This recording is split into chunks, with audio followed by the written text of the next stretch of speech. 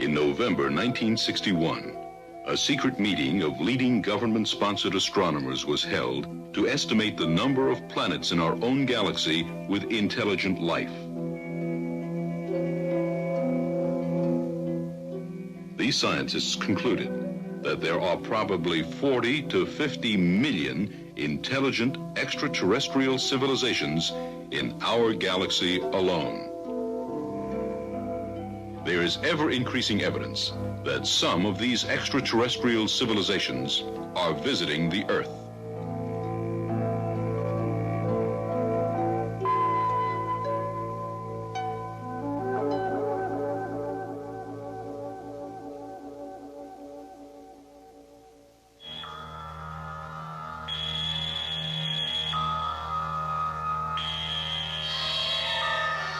You are seeing an unidentified flying object.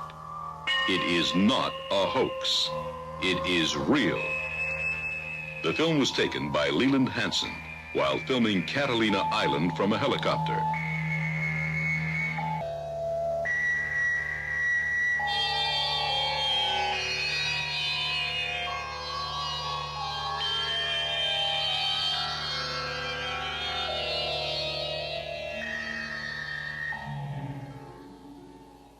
The object can move through the atmosphere without causing any turbulence. It can move at high speeds below 10,000 feet. There are no vertical or horizontal stabilizers, no landing gear, no source of propulsion reflected on the craft. Looks like it could fly in space. Sighting. Middletown was shaken by an extraordinary event last month as residents reported witnessing a display of rotating green lights hovering above them. The inexplicable sighting, which occurred around 10:30 p.m., left many in awe and pondering the possibility of extraterrestrial activity. One individual, Caden Little, managed to capture the event on video while on Jerry Couch Boulevard. Caden described his initial reaction as a mix of fear and fascination, exclaiming, "I instantly thought like we're under attack by aliens. It was scary." Fortunately, the lights abruptly disappeared without any hostile action, providing some relief. Eyewitnesses, including Bryce Garrick, observed the lights rotating in a clockwise motion before swiftly darting across the sky and vanishing. The bewildering speed at which the lights maneuvered ruled out the possibility of drones, according to Brian Simpson, president of the Cincinnati Astronomical Society. So what was it? Who knows, but my bet is aliens. Number 9. The coin incident. At 7:30 p.m. on October 18, 1973, American Airlines Flight 21 encountered a UFO near Mansfield, Ohio, and reported it. This would be the first of dozens of sightings reported in the area that night. However, the most astonishing one took place 3 hours later and became known as the coin incident. Sometime after 10:30 p.m., an Army Reserve helicopter piloted by Captain Lawrence Coyne and a crew of 3 men was flying from Columbus to Cleveland when, somewhere around Mansfield, they noticed a red light on the horizon. They then realized that the object was heading straight for them at a high rate of speed. Coyne quickly descended to avoid collision, but as the men were preparing for impact, the object came to a halt in front of them and projected a green, pyramid-shaped beam over the helicopter. At the same time this was happening, the men reported the helicopter being pulled up and towards the UFO. However, it then let go and darted out of sight. The incident lasted 5 minutes. The men described a gray, metallic-looking dome-shaped object with a red light on one end and white light on the other. Now, interestingly, after the incident, according to one crew member, the helicopter never worked right again. Now, this whole incident was seen from the ground by a mother and her 2 children who pulled their car over to watch what was going on. They reported seeing the helicopter chasing an object that they said looked like limp, pear-shaped, and as big as a school bus. Number 8. Earliest photographs. A photo taken in St. Paris, Champaign County in 1932 is considered one of the earliest possible photographs of a UFO ever recorded. It shows George Sutton, a local resident, and what appears to be a classic UFO-shaped object over his left shoulder. Skeptics say the object is simply a street lamp, but according to the folklore that surrounds this image, there were no electric streetlights along this road in 1932, nor are any wires or poles visible in the image. Now, this photo is intriguing because it predates the flying saucer craze of the late 1940s and 50s. It was taken before the alleged Roswell UFO crash in 1947, and it was 6 years prior to the broadcast of the War of the Worlds in 1938, when some people believed aliens were attacking Earth. In other words, the person who took this photograph either captured a street lamp, a real UFO, or was way ahead of the curve in terms of pulling off a good hoax. But I'd like to think it's a real UFO. Number 7. The Carnival. As a way to raise money, Father Gregory Miller decided to host a carnival in August of 1949. The church sought help from Sergeant Donald R. Berger, and on the first night of the carnival, sometime after 8 p.m., he was operating the searchlight when it came upon a massive object in the sky. His log states the object was stationary, appearing as a glowing disc. When I moved the searchlight away, the disc continued to glow. He estimated the object to be around 25,000 feet high and reported that the sky was clear with a thin haze at altitude. More than 100 people saw the object that night, including Father Miller. Maybe nothing more would have come from this incident, but the next day, local newspapers carried stories about strange lights being reported all over Cincinnati, not just at the carnival. At least 3 major newspapers in the area ran stories about the sighting, so it definitely was something. Number 6. 86-mile police chase. In Portage Country in 1966, law enforcement officers from several jurisdictions either witnessed or chased a UFO for 86 miles into Pennsylvania. The incident is considered one of the most thoroughly documented UFO cases on record. Portage County Sheriff Deputy Dale Spar and Second Deputy named Wilbur Neff came upon the UFO around 5:30 a.m. on April 17th. They were investigating an abandoned vehicle and they heard a humming or buzzing noise behind them, and they turned to see a UFO hovering just above a nearby tree line. A bright cone-shaped light came from beneath the object, illuminating the ground. They called into dispatch, which told them to keep an eye on the object. Just then, the object began to quickly move away. The two decided to give chase, and near the state line, a local police officer saw the object, followed by Spar and Neff chasing it. He decided to join in on the action. However, a short time later, just as the sun was rising, Spar began to run out of gas, so he and Neff and the local police officer pulled into a gas station, where they watched the object ascend several thousand feet into the sky and then straight into outer space, and, well, that was that. Number 5. October 11th, 1973.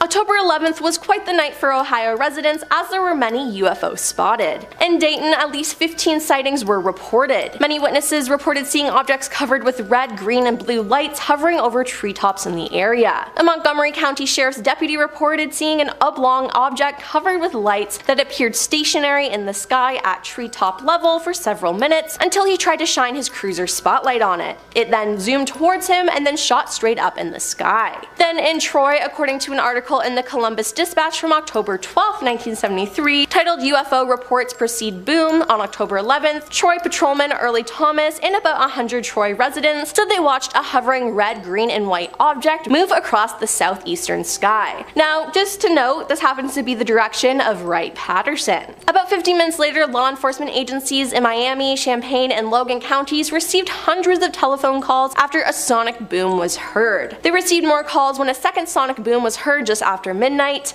and it seems like the aliens had something special planned for that day to me.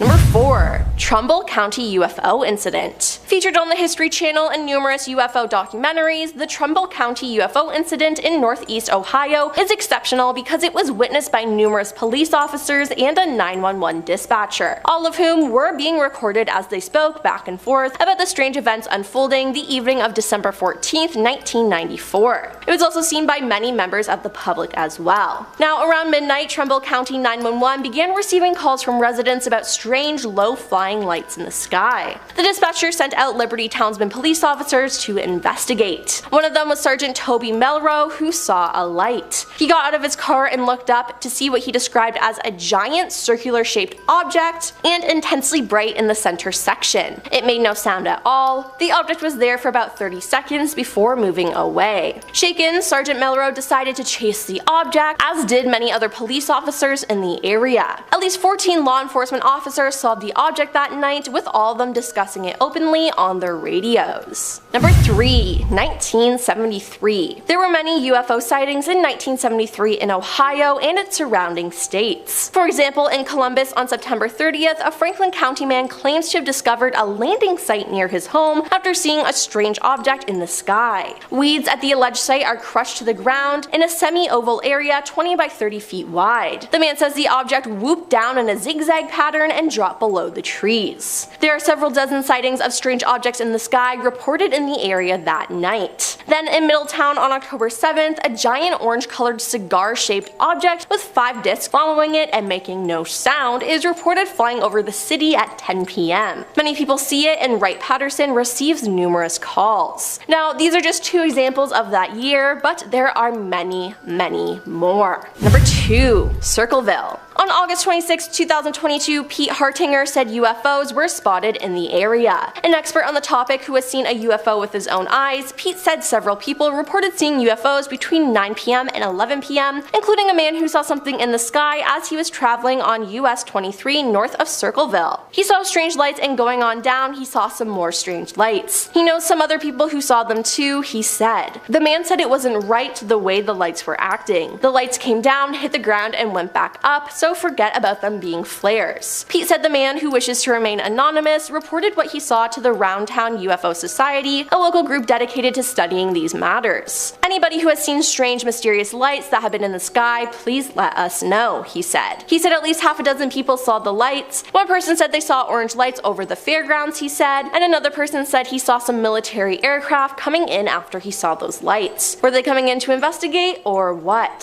Since 1947, there have been several sightings of UFOs in the Circleville area, which is strange. And coming in at number 1 is Ohio is a beacon. According to the Mutual UFO Network of Ohio, MUFON, the state ranks among the top 10 states in UFO reports. Thomas Wortman with the MUFON said, "It's all sorts of things we get. We get the individual who is out walking their dog at night who reports seeing unusual lights that they just can't explain. They see the lights for a few seconds or minutes and they just want an answer." Now, the majority of these reports come from Northeast Ohio, and Thomas says about 80% of what comes in the agency can be explained, but about 20% and up being classified as UFOs. Now, if you're waiting for the government to admit that aliens do exist, don't hold your breath, because the Time reports that the Pentagon isn't going to say that. But my question is, what is so special about Ohio? So we're starting off with a photo that was apparently lost for decades, but just resurfaced a few years ago. The Calvine photo, said to be one of the most convincing UFO photographs ever taken.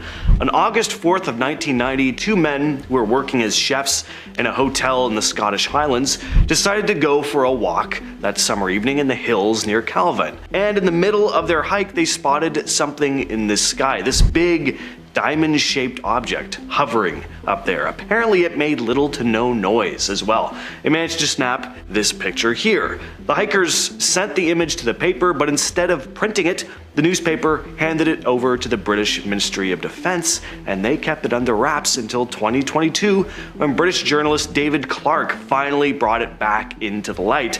After digging for 13 years, Clarke, who teaches at Sheffield Hallam University, discovered that a former Royal Air Force press officer, Craig Lindsay, had a copy of the photo all along, waiting for someone to ask about it. Clarke also had his colleague Andrew Robinson, a photography expert, examine the photo. Robinson found no evidence of tampering or manipulation. So, is this flying object of extraterrestrial origin? Well, Clarke believes it is a genuine UFO, just maybe not an alien aircraft. He thinks it could be the rumored Aurora, a super secret spy plane supposedly built by the US in the 80s. Next up on our list today, we have a series of photographs of real-life aliens found in 2017 in Peru near the pre-Columbian Nazca lines. Analysis done on the body of the aliens, named Clara and Mauricio, showed that they are at least 1,000 years old and that their genetic makeup is not of this world. Although the findings are controversial, that's to be expected, and widely disputed, also expected, many people believe that Clara and Mauricio are modern civilization's first look at real-life humanoid alien bodies, and they see the discovery as a major scientific advancement in relation to our understanding of extraterrestrial beings. The lead researcher on the case said that the bodies, with 3 fingers on each hand and elongated heads, were found with another, going by the name of Victoria, which was used to conduct the tests that determined the age of the bodies and the genetic material. In the report, lead researcher Musan also stated that Victoria had been carrying eggs inside of her, meaning that it was likely these creatures were able to reproduce offspring and that Victoria was getting ready to when she died. Whether or not the whole thing is a big elaborate hoax remains to be seen. However, despite harsh criticism coming from Musan's peers and the scientific community as a whole, he continues to maintain the validity of his findings, making this kind of believable. Take a look at these wild photos. These are some genuinely unsettling images right here. There's a lot of mystery behind these pictures. There's still no definitive explanation for them. All we know is that the photos surfaced about 10 years back. Supposedly, they were taken from a US submarine traveling between Iceland and islands near Norway. Alex Mistretta, a paranormal investigator, started looking into these pictures after they popped up in a French magazine called Top Secret, following a supposed leak. The photos were allegedly snapped in March of 1971 through the submarine USS Trepang's periscope during a regular military and science mission. A guy named John Kalika first spotted the UFOs through the periscope. We don't know who actually took the images. The pics were shared to the public by Alex after he saw them in that magazine, and there were some curious notes on the back of one of the photos. It said official photograph, not to be released, CT, and another note that read unauthorized disclosure subject, security certificate SSN 674, criminal sanction. I don't know, what do you guys think of these? Genuine, hoax? I mean, some of these images are pretty insane. I mean, if they weren't doctored in any way. Next on our list today, we have the McMinnville UFO photographs taken in none other than Sheridan, Oregon, approximately 9 miles southwest of McMinnville by a local farming couple, Paul and Evelyn Trent. On May 11th of 1950, the pair spotted these strange objects in the sky and rushed to grab their camera. They then captured some of the most captivating UFO images to date. It was Evelyn who first noticed the alleged spacecraft hovering in the sky above the farm. She yelled for her husband Paul, who also confirmed the sighting and was the one to capture the images. Paul's father also claimed to have caught a glimpse of the object before it sped off into the sky. Don't know why I did that. A third-party analysis confirmed that the photographs were not doctored and that they showed a real physical object in the sky above the Trent family farm, and that the object was sitting at a significant distance from the lens of the camera. So basically, it was proven that it wasn't just some kind of bug flying nearby the lens. Whether or not you believe in aliens, UFOs, or UAPs, you gotta admit these images are pretty cool. In 2023, the Pentagon released footage that was taken in the Middle East the previous year. The footage was captured on July 12th, 2022 with an MQ-9 Reaper drone. They're still not sure what this object is. The mysterious orb footage was shown to a congressional committee as part of a defense update on UFOs or UAPs. We can clearly see a small round object that looks like it's shimmering as it flies over houses and empty fields. Sean Kirkpatrick, who heads the Pentagon's All-Domain Anomaly Resolution Office, the AARO, mentioned that this footage is pretty much all the info they have on this thing. They don't know where it came from or what its purpose was. The Pentagon also disclosed that they were looking into over 650 incidents involving UFOs. Next up, if we are going to do a video about real alien photos, I feel it's only right to include a photograph of the most famous UFO sighting and interaction to date, the Battle of Los Angeles, or the Great Los Angeles Air Raid, which took place on February 23rd of 1942, just 2 months after the attack on Pearl Harbor. Harbor. The night the photo was taken, all of Los Angeles was directed to go under blackout by the US military.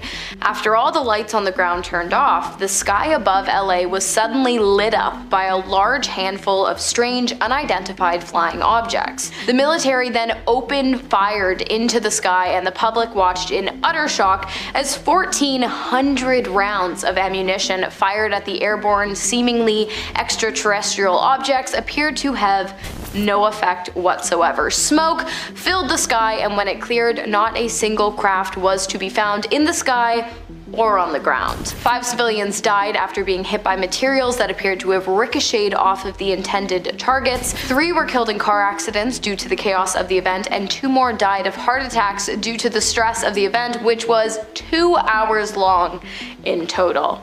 If this isn't legit, I don't know what is. That's pretty crazy. Next up, we have some mysterious UFO footage that was taken in Wales. So in September of 2016, a police helicopter flying over the Bristol Channel in Wales around 9 p.m. spotted something in the sky. It was only visible on the chopper's thermal camera, cruising at about 106 miles per hour against the wind. Former cop Gary Haseline later released the full video footage, urging the UK government to come forward with whatever they knew about UFOs. Of course, they didn't. Police thought it could have been a drone at first, but the object was moving pretty fast. Faster than any known models at the time. Apparently the thing was picked up by local air traffic control and emitted heat. Haseline stated, "This is verified police helicopter FLIR footage showing an object not seen with the naked eye but clearly seen in the infrared spectrum. It is moving against the wind, so it is not a balloon, nor is it emitting any heat signature indicating a propulsion system." Next up, we have a photograph taken on May 1st of 1952 at 7:58 a.m. by George Adamski,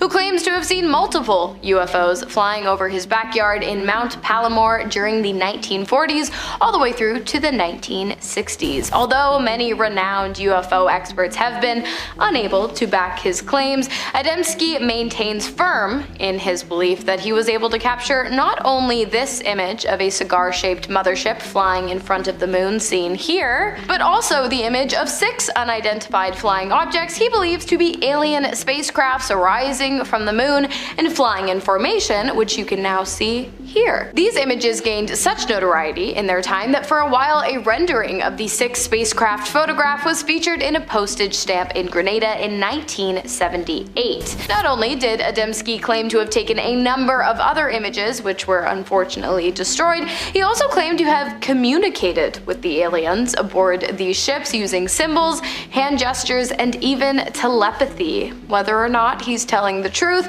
I personally believe he would make a hell of an entertaining dinner guest. This footage was captured in 2004 by Mexican Air Force pilots. They'd been on a routine flight when they spotted several glowing objects on their infrared cameras. They couldn't actually see the objects with the naked eye. There were 13 of these objects in total, flying over the skies of southern Campeche state. This is a solid piece of footage right here. At one point we get a nice long look at the glowing objects flying in perfect formation across the sky, and yeah, I don't know what they are. I mean, I'm not an expert or anything, but the pilots also had no idea what they were picking up and tried to pursue the objects, but they just lost track of them. They flew away at incredible speed. The footage wasn't released until 2010, and ever since it's been cited as one of the most convincing examples of a genuine piece of UFO footage. And finally, we have some more video footage coming to us straight from the declassifieds. I'm talking about UFO documents released to the public by the Pentagon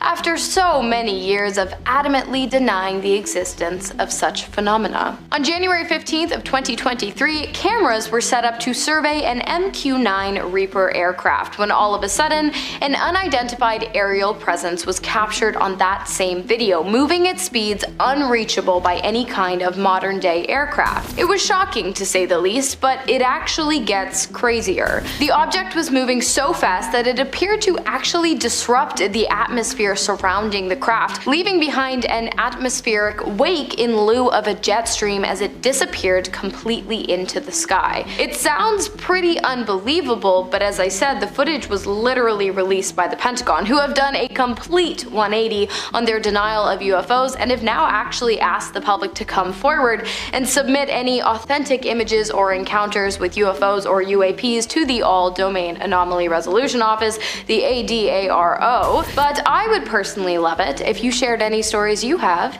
down below. And we're going to start things off with Point Doom underwater base. So off the coast of Point Doom in Malibu, there seems to be this mysterious structure lying about 6 miles underwater. Images captured on Google Earth show an oval-shaped object resting on the seabed floor. Looks like it has a large flat top and what seems to be pillars or columns. Looking at it, it definitely looks like the entrance to something. It sits about 2,000 feet beneath the ocean surface, spanning nearly 3 miles in width, and some speculate that it could be more than just a naturally formed structure. And yes, some even think it could be an underwater alien base. Jimmy Church, who hosts a California-based radio show called Fade to Black, was pretty excited about the images, stating, "My first impression was that it was Greek. It looked artificial and didn't look natural. When you're looking at it from above, it's a nearly perfect oval shape. In the natural surroundings, nothing is symmetrical. Everything is eroded and covered in rocks and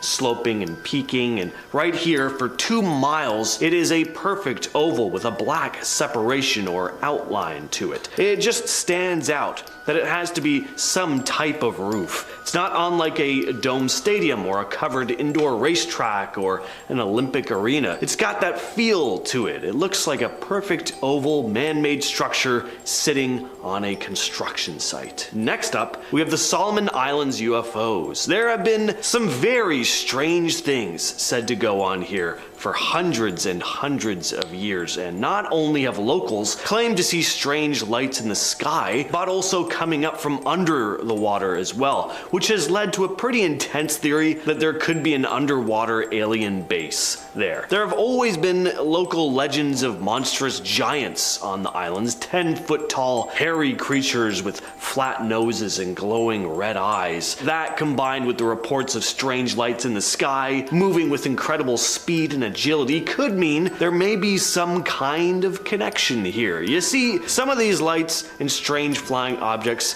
have been seen descending down into the trees of the Guadalcanal or rising up from the ocean and zipping around before diving back down. There are also legends that these giants that are said to live on the island move around through subterranean tunnels. So some speculate that beneath the surface of the ocean is this hidden structure where extraterrestrial beings may be conducting their activities. Next up, we have Hy Brasil, a small mythological island off the coast of Ireland. According to Celtic folklore, this island is said to lie off the west coast of the country, appearing only every 7 years, usually surrounded by mist. The island is often described as a paradise with advanced technology and a society living in total harmony with nature. Sailors and explorers have reported spotting the island for centuries, claiming to have seen strange creatures and these glowing god-like beings there. Maps from the 14th to the 19th centuries often included Hy Brasil, but its exact location was always a bit of a mystery. Now, of course, it sounds like complete folklore, which Celtic culture is absolutely full of, but what if there's something else going on here? Well, some have suggested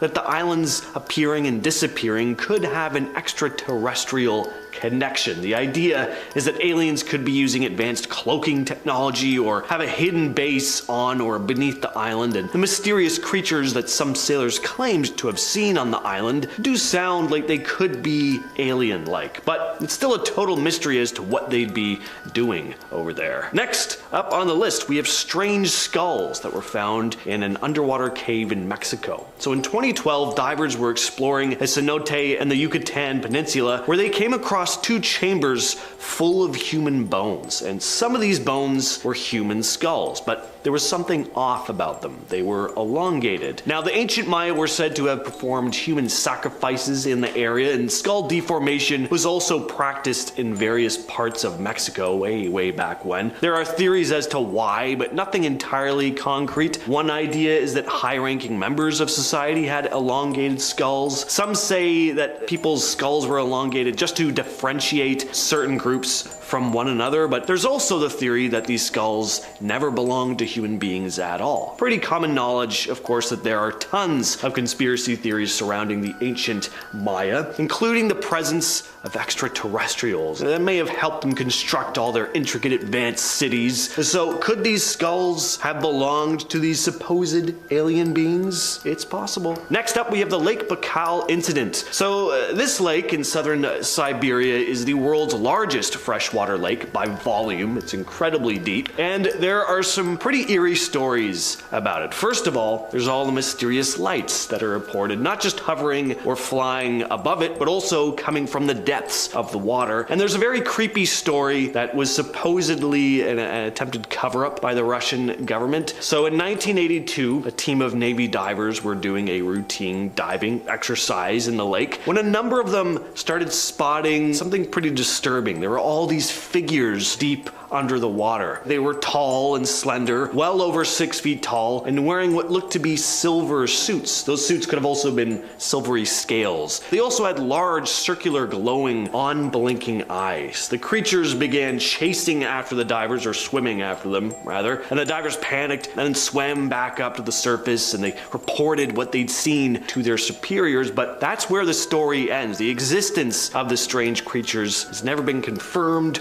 or denied. Next up, we have underwater alien bases in Alaska. So claims of alleged alien bases lurking beneath the waters off the coast of Alaska have been around for quite a while, but in recent years, the idea of them has become more of a popular thing, mostly thanks to Ancient Aliens. Thank you, Ancient Aliens. But apparently, there are even eyewitness accounts dating back several decades, which have been mostly undisclosed until recently. UFOologists and UFO enthusiasts have now been turning their attention to the mysterious activities in the waters of Alaska. One incident dates back to 1945, when crew members of a ship reported spotting an unidentified craft. Researchers, including members of MUFON, or the Mutual UFO Network, which is a non-profit organization that studies reported UFO sightings, they think it's possible that extraterrestrial beings have been constructing bases beneath the ocean's surface, and that's because there are tons of reports of UFO movements over the water. There were also a number of UFO sightings in the 40s that weren't disclosed to the public at the time. These undisclosed reports allegedly provide evidence that there are extraterrestrial entities operating in the waters off the coast of Alaska. This next story comes to us from Reddit, and although what this person saw wasn't technically under the water, it was floating just above it, and it's a pretty fascinating account. The story comes to us from user Keslow, who writes, I used to live in Charleston, South Carolina back around 2006, and I had a job that had me leaving home at about 4 a.m. I lived in a bad part of town near the International Airport Joint Base, so when I left, I did a scan of the area before getting into my car. One morning, I stepped out of my home to do my scan and noticed that there were thin, wispy clouds flowing in off the ocean. Basically, it was a thin fog, about 1,000 to 1,500 feet up, moving like a river. I also noticed at this point that there were two effing moons. One is obscured by the thin clouds, our real moon, and the other is most definitely under the clouds. It was a sphere of glowing white light. It made no sound and did not move. After about 2 minutes, it bolted eastward towards the ocean. The glowing light faded quickly right as it took off as well. I've seen planes move near the speed of sound, and this thing went from 0 to like 3,000 miles per hour instantly. No acceleration. Much faster than the speed of sound with no sonic boom. I hope I don't see it again, especially on the water. I always wondered if it bolted because they saw me watching them. Next up, we have the strange reports of a large disc-like object being spotted in the Indian Ocean. Apparently, as far back as 1873, ships sailing the Indian Ocean from the Persian Gulf to the South China Sea have reported spotting a massive mile-wide disc passing beneath their boats, accompanied by large, like, rotating lights. One of the earliest documented sightings happened on March 23rd of 1873, when the ship Adelaide traversed the South China Sea. Witnesses reported floating over a huge, glowing circular object beneath the ocean's surface. On May 15th, 1879, the crew of the HMS Vulture described the sighting of two large Ferris wheels spinning in opposite directions. The spokes of these wheels were reported to be 25 feet wide, with 100 feet of space between them. There have been tons of these reports in various locations in the Indian Ocean, over the years. On April 4th, 1901, for example, in the Persian Gulf, the crew of the SS Kilwa claimed to see rays of light emanating from an underwater disc-like object. And even in 1943, in the Persian Gulf, a sailor named Matthew Mangle reported a huge glowing disc beneath the water's surface, pacing his ship. And these are just a handful of examples. And coming in at second place is the Michigan Stonehenge. So in 2007, a professor of underwater archaeology, Mark Hawley, made a pretty incredible discovery. It was this arrangement of stones lying on the lake bed, looking a lot like Stonehenge in England. The stones are laid out in a circular pattern, and some even appear to be arranged in a line. They're about 40 feet below the surface of the lake. So what was the purpose of this formation? Could it be the remnants of an ancient civilization? Could extraterrestrials have constructed it thousands of years ago? They look like they've been placed in a pretty precise pattern. Doesn't look to be natural forming to me. And of course, there's also a rock with a mastodon carved into it. Hard to believe something like that would be created naturally. What's also really fascinating is that these stones are believed to be about 9,000 years old, predating Stonehenge by about 4,000 years. And finally, it's only natural that we finish things off with what has to be the most famous strange object discovered deep beneath the sea, the Baltic Sea anomaly. So back in the summer of 2011, a team of Swedish treasure hunters didn't come across any treasure in terms of monetary gain anyway, but they did find something pretty cool, a sonar image that seems to show a strange UFO-like object on the sea floor. Peter Lindbergh, the leader of the treasure hunting team, would be so awesome just to be able to say you're the leader of a treasure hunting team. I could say that and I'd just be like digging through my backyard finding nothing. But this guy actually goes out on boats and submarines and does it. I didn't get that job. Anyway, he's the leader of Ocean X and was pretty astonished by what he had found, saying the object definitely didn't look like a natural formation. And even though a number of researchers have come out and said it probably is a natural formation, I still get excited looking at this thing. I don't know, I'm just not entirely convinced.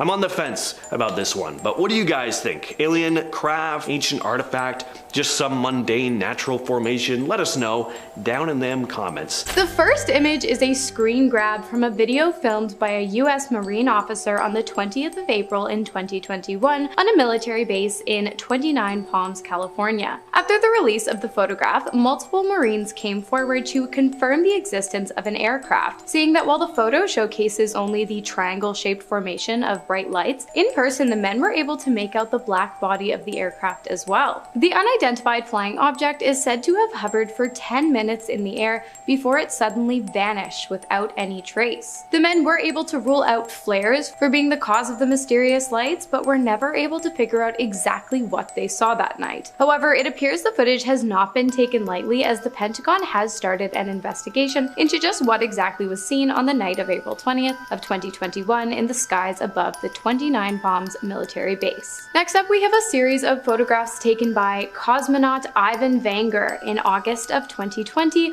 whilst aboard the International Space Station that appears to depict 5 unidentified flying objects flying at the same speed while maintaining the same distance between each other as well as their surroundings, moving in a straight line just above the Earth's curved horizon visible in the night sky. Vangar, both surprised and curious, took to Twitter, now named X, to share the footage in hopes of getting some clarity clarity as to exactly what he was looking at. In an exciting unfolding of events, his tweet was picked up by the Russian space agency Roscosmos, and a spokesperson revealed that experts were in fact studying the video in an attempt to determine what exactly Vanguard had managed to capture. Did you guys know that Japan was a major hotbed for UFO activity? Because I didn't. But apparently the Pentagon does? In fact, UFO sightings are so common in Japan that its military has reportedly ordered all pilots to disclose any and all identified flying objects directly to the Japanese government. Not only that, but Japanese self-defense forces have also undergone extensive training in relation to UFO sighting protocol. To date, 6 alleged encounters between pilots and UFOs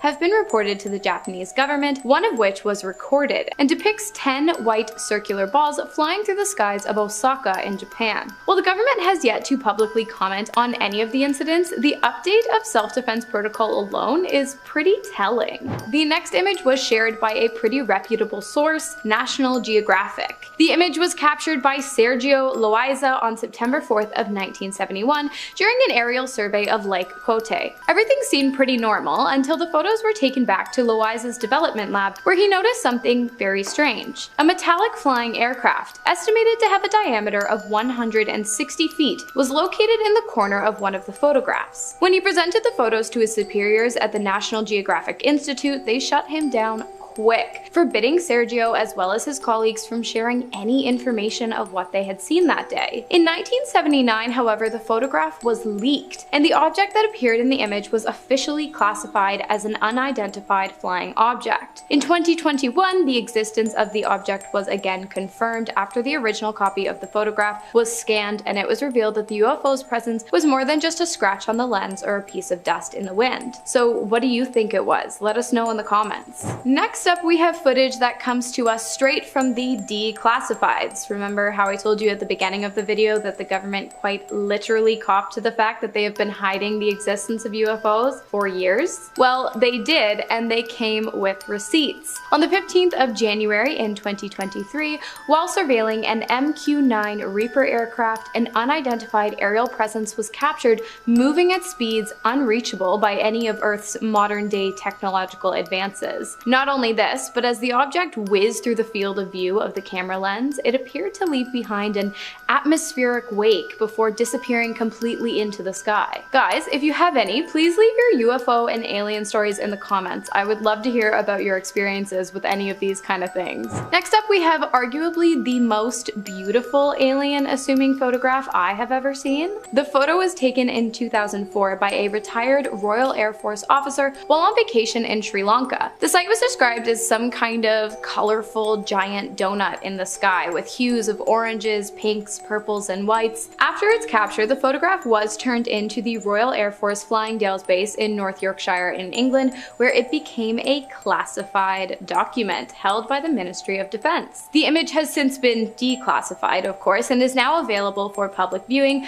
but there is still a lot of mystery surrounding the photo as well as the photographer, as his identity, along with any other information regarding the incident, is pretty much non-existent. I mean, come on, it's a giant glowing light in the sky. You're really telling me no one else saw this and that there's no other information out there other than the fact that the photo exists? Oh, yeah, and not only that, but it was deemed classified by the British Ministry of Defense, so I'm thinking there's something else going on here. Okay, I bet you didn't know that another major hotbed for extraterrestrial, UFO, and unidentified aerial phenomenon activity was Brazil. I mean, I did, but maybe you didn't. In fact, this kind of thing is so popular in Brazil that they have an annual day of recognition for these sightings known as the Night of the UFO, which came to be after a major event took place in 1986. On the night of May 19th, a series of unidentified flying objects were seen in the skies of Brazil, and even more non-visual objects were detected via radar across the skies of 4 Brazilian states. Of course, at this time, any and all knowledge the government had on the event was extremely classified. In May of 2012, however,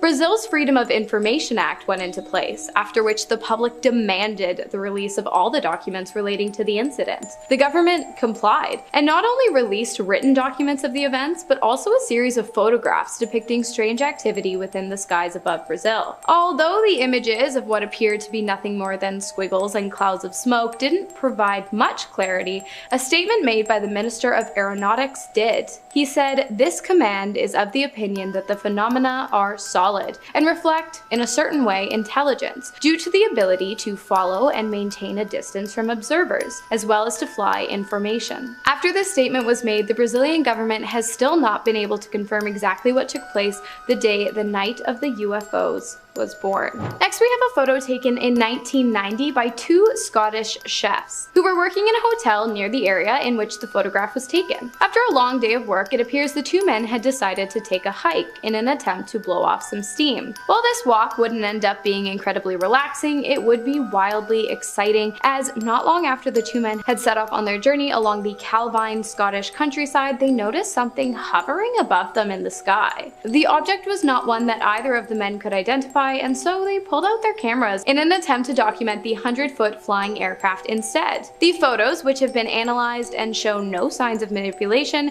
capture the object being circled by a jet plane. They thought the incident was incredibly strange and even newsworthy, so the two turned the footage over to the local newspaper for publication, but the images were seized by the British Ministry of Defence and were never released. Until 32 years later, that is, by David Clark, who, unbeknownst to the ministry, had kept a photocopy of one of the original images. The identity of the two men was never revealed, nor did they ever come forward to share their story after the images had been seized by the ministry, begging the question of what exactly they saw and what exactly the government was trying to cover up. A photograph taken of an unidentified aircraft lit up by military spotlights in Los Angeles, California, is next on the list. The photograph, which documents an event so big it later became referred to as the Battle of Los Angeles or the Great Los Angeles Air Raid, was taken on February 23rd of 1942, just 2 months after the attack on Pearl Harbor. On the night the photo was taken, all of Los Angeles was under blackout, as directed by the US military. While the lights on the ground had been turned off, the sky above had been lit up by a myriad of strange objects. The military opened fire, and onlookers stood absolutely stunned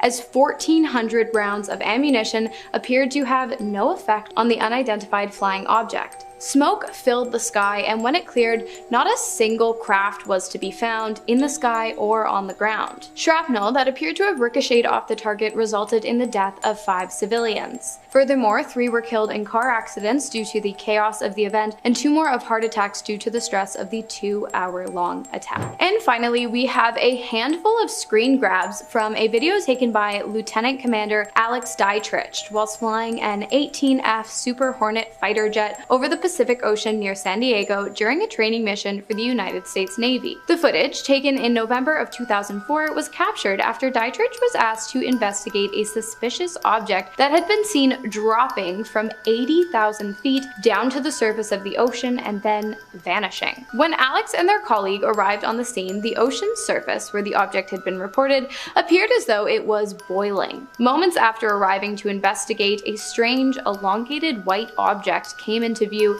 and was captured on video hovering above the water before it disappeared into the sky at an impossible speed, leaving no wake in the oceans below. While the footage has been confirmed to be authentic by the United States Department of Defense, the object itself, along with its origins, remains a mystery. Starting off this list, in our number 10 spot, we have the 1976 Tehran incident. The 1976 Tehran UFO incident is a notable case in UFOlogy that took place on September 19, 1976. The incident involved a luminous object that was observed hovering over the city by 2 F-4 Phantom II jet interceptors of the Iranian Air Force. The object was detected on radar and appeared to be capable of jamming the communication systems of the jets. The pilots reported that they saw a brightly lit diamond-shaped object that emitted a green light, and they attempted to engage it with missiles. However, the object evaded their attempts and quickly disappeared. At a pilots conference in 2007, one of the pilots in this incident, Parvez Jafari, said he attempted to fire at the UFO, but something strange was preventing him from doing so. He said, quote, "My weapons jammed and my radio communications garbled." The incident was investigated by the Iranian government and the US Defense Intelligence Agency, and it has been the subject of much speculation and debate among UFO enthusiasts. Some argue that the incident was evidence of extraterrestrial activity, while others suggest it may have been a secret military experiment or some kind of atmospheric phenomenon. Despite the official investigation, the incident remains unresolved and its true nature remains a mystery. In our number 9 spot today, we have the McMinnville UFO photographs. The McMinnville UFO photographs are a series of 2 photographs taken by Paul and Evelyn Trent on May 11, 1950 in McMinnville, Oregon. The photos depict a metallic disc-shaped object in the sky with trees and buildings visible in the foreground. The Trents claimed that they saw the object hovering in the sky and were able to capture it on camera. The photographs quickly gained widespread attention and were widely circulated in newspapers and magazines, and they were also examined by several experts, including the US Air Force, which conducted an investigation known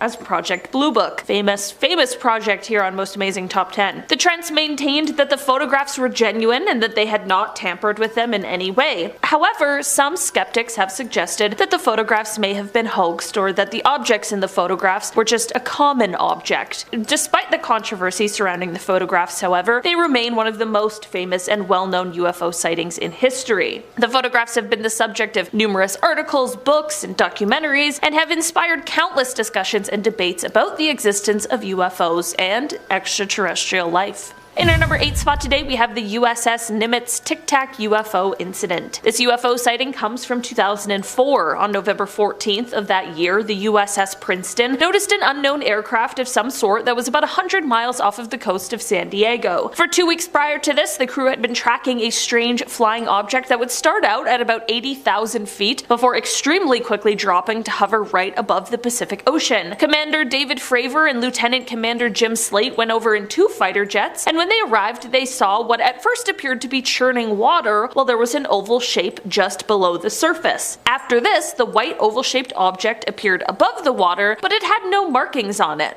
Like no windows, nothing that would indicate an engine, no wings, and the infrared monitors on the jets didn't pick up any sort of exhaust. The commander and lieutenant commander tried to intercept this strange aircraft, but it very quickly flew away and reappeared on the monitor 60 miles away. And when I say quickly, I mean it was moving at 3 times the speed of sound and over twice the speed of the fighter jets. So, faster than any kind of technology we currently have. We still don't know exactly what it was, but it certainly was beyond our current capabilities. In our number 7 spot today, we have the Aguadilla Airport incident. The Aguadilla Airport UFO incident occurred on April 25, 2013, when a strange object was spotted hovering above the Rafael Hernandez Airport in Aguadilla, Puerto Rico. The object was initially detected by radar and later confirmed by security cameras as a glowing, unidentified object that appeared to be traveling at a low altitude. The object was described as being around 4 to 5 feet in length, and it moved very quickly and very erratically. It was also observed to emit a bright white light and appeared to be changing shape. The incident attracted widespread attention and was investigated by several government agencies, including the Federal Aviation Administration and the Department of Homeland Security. The object was ultimately classified as an unidentified flying object, or UFO, and no explanation was given for its presence in the area. It is even said that a US Customs and Border Protection aircraft actually captured infrared video of the incident that was given to the Scientific Coalition for UFOlogy by a whistleblower. This video is said to show the UFO traveling at super low altitudes, sometimes lower than the treetops, but at speeds close to 100 miles per hour. The Aguadilla Airport UFO incident is considered one of the most significant UFO sightings in recent history due to the high level of documentation and the involvement of government agencies. It continues to be a topic of discussion and speculation among UFO enthusiasts and researchers, and has contributed to ongoing efforts to uncover the truth about the nature and origin of UFO sightings around the world.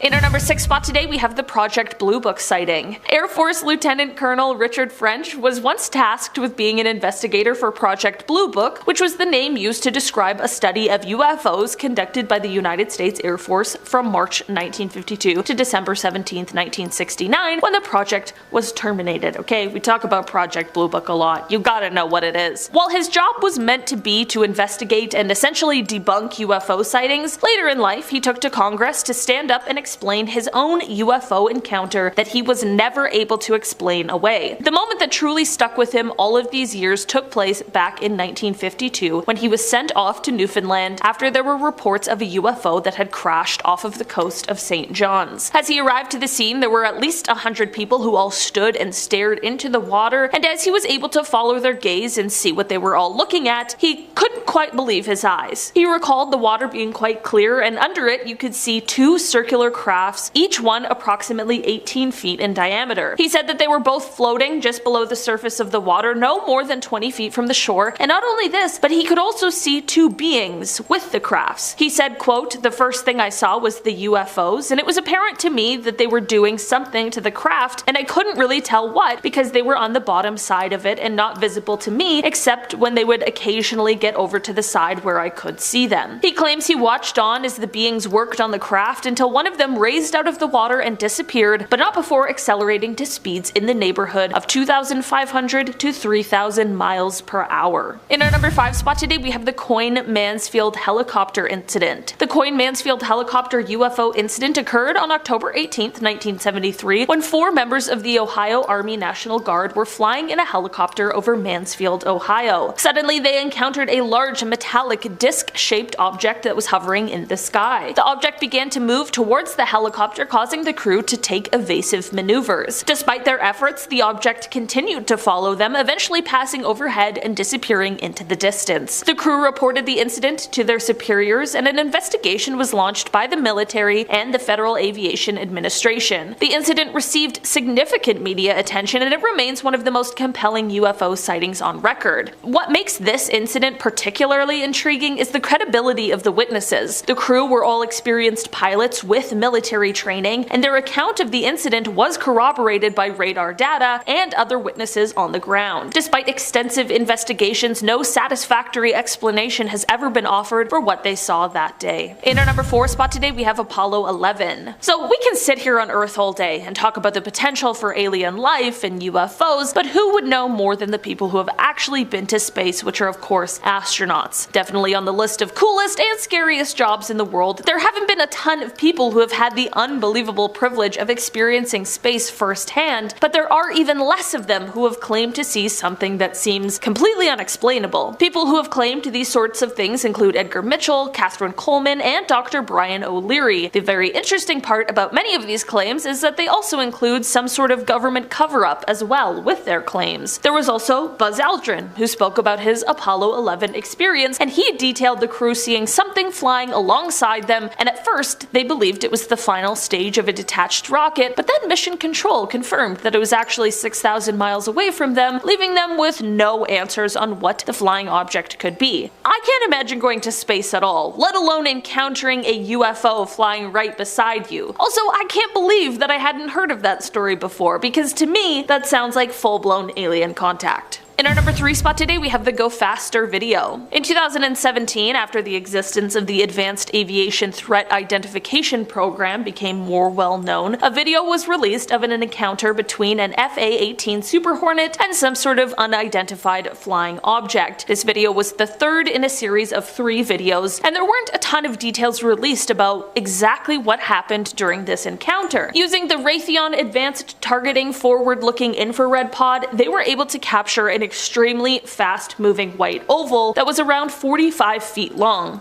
The oval had no wings and didn't appear to have any kind of exhaust either. They were tracking the UFO at an altitude of 25,000 feet just above the Atlantic Ocean, and then they were shocked as the craft rotated on its axis and flew away. There was no explanation released with the footage because it truly is unbelievable and currently unexplainable. In our number 2 spot today, we have the Delphos Ring incident. The Delphos Ring UFO incident occurred on November 2nd, 1971 in Delphos, Kansas, when a family witnessed a strange object hovering over their farm. The UFO emitted a bright light that illuminated the surrounding area and left a glowing ring in the ground after it disappeared. The family reported the incident to the local sheriff, who took a sample of the ring for analysis. Investigations were conducted by several experts, including the Aerial Phenomena Research Organization, who collected soil samples and found that the ring was caused by the removal soil of topsoil, which had been exposed to a high amount of heat. Additionally, a high level of radiation was also detected at the site. The incident received widespread media coverage and sparked debates about the existence of extraterrestrial life and the possibility of alien visitation. Some skeptics argued that the incident could have been caused by natural phenomena or a hoax, but the witnesses maintained that they saw a genuine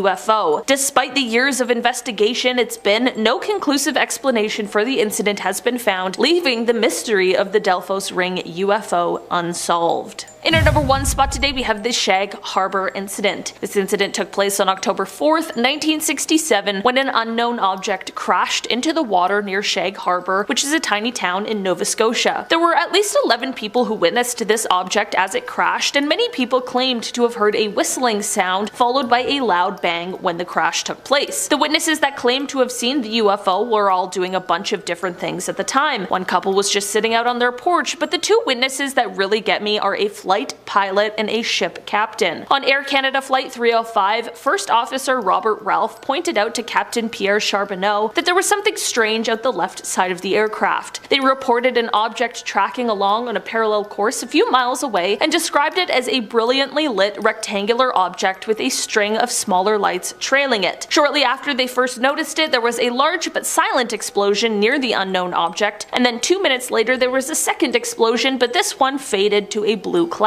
As for the ship captain, Captain Leo Howard Mercy, he saw 4 blips on his Decca radar that were totally stationary. This led to him looking up to the sky, and this is when he saw 4 bright objects sitting in a rectangular formation about 28 kilometers from the vessel's window. He wasn't the only one who saw it on board either. The entire crew of nearly 20 fishermen stood on deck and watched. A man named Laurie Wickens was another one of the witnesses, and he and some friends ended up calling the RCMP, the Royal Canadian Mounted Police, because they saw a huge object floating in the Atlantic Ocean about 1,000 feet offshore. This is all super weird, and not only the RCMP but also the Royal Canadian Navy and the Royal Canadian Air Force became involved in the investigation, but nothing was ever recovered or found. It was also revealed that all commercial, private, and military aircrafts along the eastern seaboard were accounted for, so what could have all those witnesses seen? Since they never officially identified what it was, in the official Government of Canada documents, it is listed as a UFO. Starting off our list today, we have a 2018 UFO sighting that took place in the skies above North Carolina. Shout out to anyone watching from Elon University. In August of 2018, a man named Javion Hill claims to have spotted a UFO while driving home on US 74 just southwest of Charlotte. He described seeing lights in the clouds above him, shaped like a square. Immediately, he pulled out his phone and began snapping photos, which I have to admit are pretty convincing. After hovering in the sky above Javion for a good amount of time, the illuminated formation just vanished into thin air, as they do. You know how it is. It was as though it had never existed in the first place, but of course it did because there's proof, and we've seen it. And Hill, who says he was never a believer in aliens before that night, claims that during the time in which the object was hovering above him, he was seriously concerned for his safety. On June 24th, 1947, Kenneth Arnold, a private pilot, saw something in the sky near Mount Rainier in Washington. Something that he couldn't quite explain. He described 9 strange crescent-shaped objects flying in a V formation. What really caught his attention was how fast these things were moving, at around 1,700 miles per hour, which was faster than any known aircraft at the time. And when Arnold reported what he saw, it ended up getting massive media coverage. The Kenneth Arnold sighting is often referenced as the first big UFO encounter in modern times. After Arnold's sighting, lots of other reports started coming in about strange things in the sky across the United States. The government and military were getting intrigued, and the US Air Force started Project Sign, which was the first official government investigation into UFOs. This later became Project Blue Book, which looked into thousands of UFO sightings to try and figure out what was going on. So is it just one of these cases where he saw something and then everybody else started like getting excited and, just thought they were seeing things? Or was this just the time where UFOs and aliens were starting to come down to investigate things here on Earth? Next up, we have two commercial pilots on different aircrafts claiming to have seen a mysterious flying object in the sky while flying above Arizona on February 24th of 2018. The first pilot to spot the UFO called into radio traffic control to ask if another plane had passed by him. The controller answered no, and then went on to make a joke about the pilot having possibly seen a UFO. Ground control then contacted another pilot flying an American Airlines flight a little bit behind the first plane and asked the pilot to inform the control center if an aircraft were to pass over the plane. And a short while later, the pilot did exactly that. He said that a fast object had flown 3,000 feet over his plane in the opposite direction of which he was going. Once again, ground control had no knowledge of the aircraft, and it didn't show up on any of the radars either. Both pilots later described the objects as illuminated and incredibly fast, saying that they were nothing like the weather balloons they had seen sometimes floating at that altitude before. Plus, there were no records of this object, so what could it have been?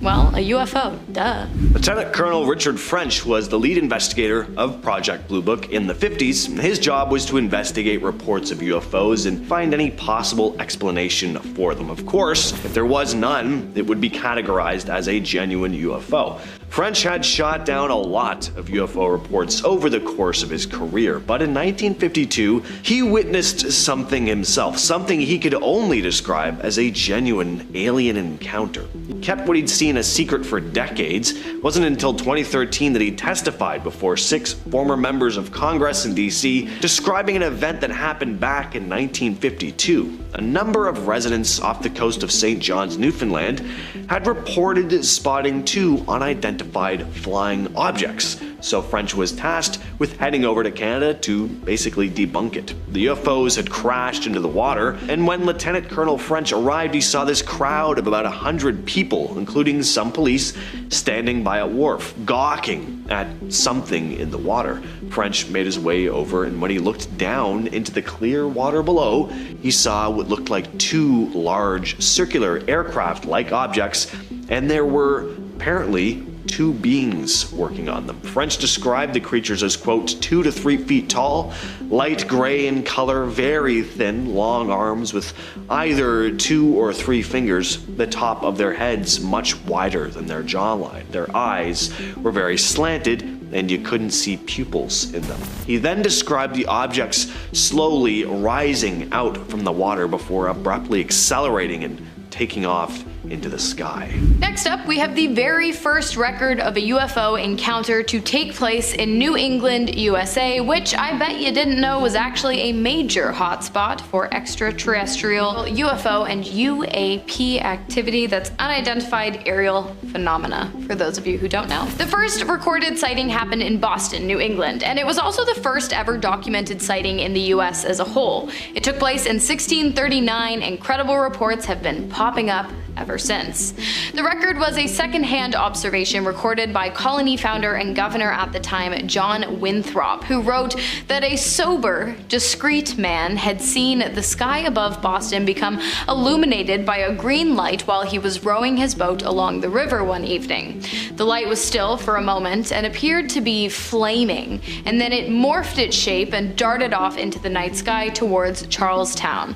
The encounter lasted for 3 hours, with the object in the sky going higher into the air and then rushing down closer to Earth again and again, back and forth. By the time it ended, which it did when the object just disappeared into the night, the man along with his boatmates had traveled 1 mile upstream with absolutely no memory of how they had gotten there. This next one has to be the wildest alien encounter case in recent history. So in March of 2023, something strange went down in a small Bolivian village called Horania. It all started with reports of a mysterious green light hovering in the sky. People whipped out their phones to capture the event, having no idea what the hell they were looking at. But unlike a lot of your typical UFO cases, this one doesn't just end with people seeing something strange in the sky. Things get way weirder. So 2 days later, residents claimed to have seen tiny beings darting around the town at night. One villager, Rita Marquez, described them as little and almost like goblins. Some locals even claimed to have found one of these small creatures dead in a gutter one morning, only for its body to vanish soon after. So,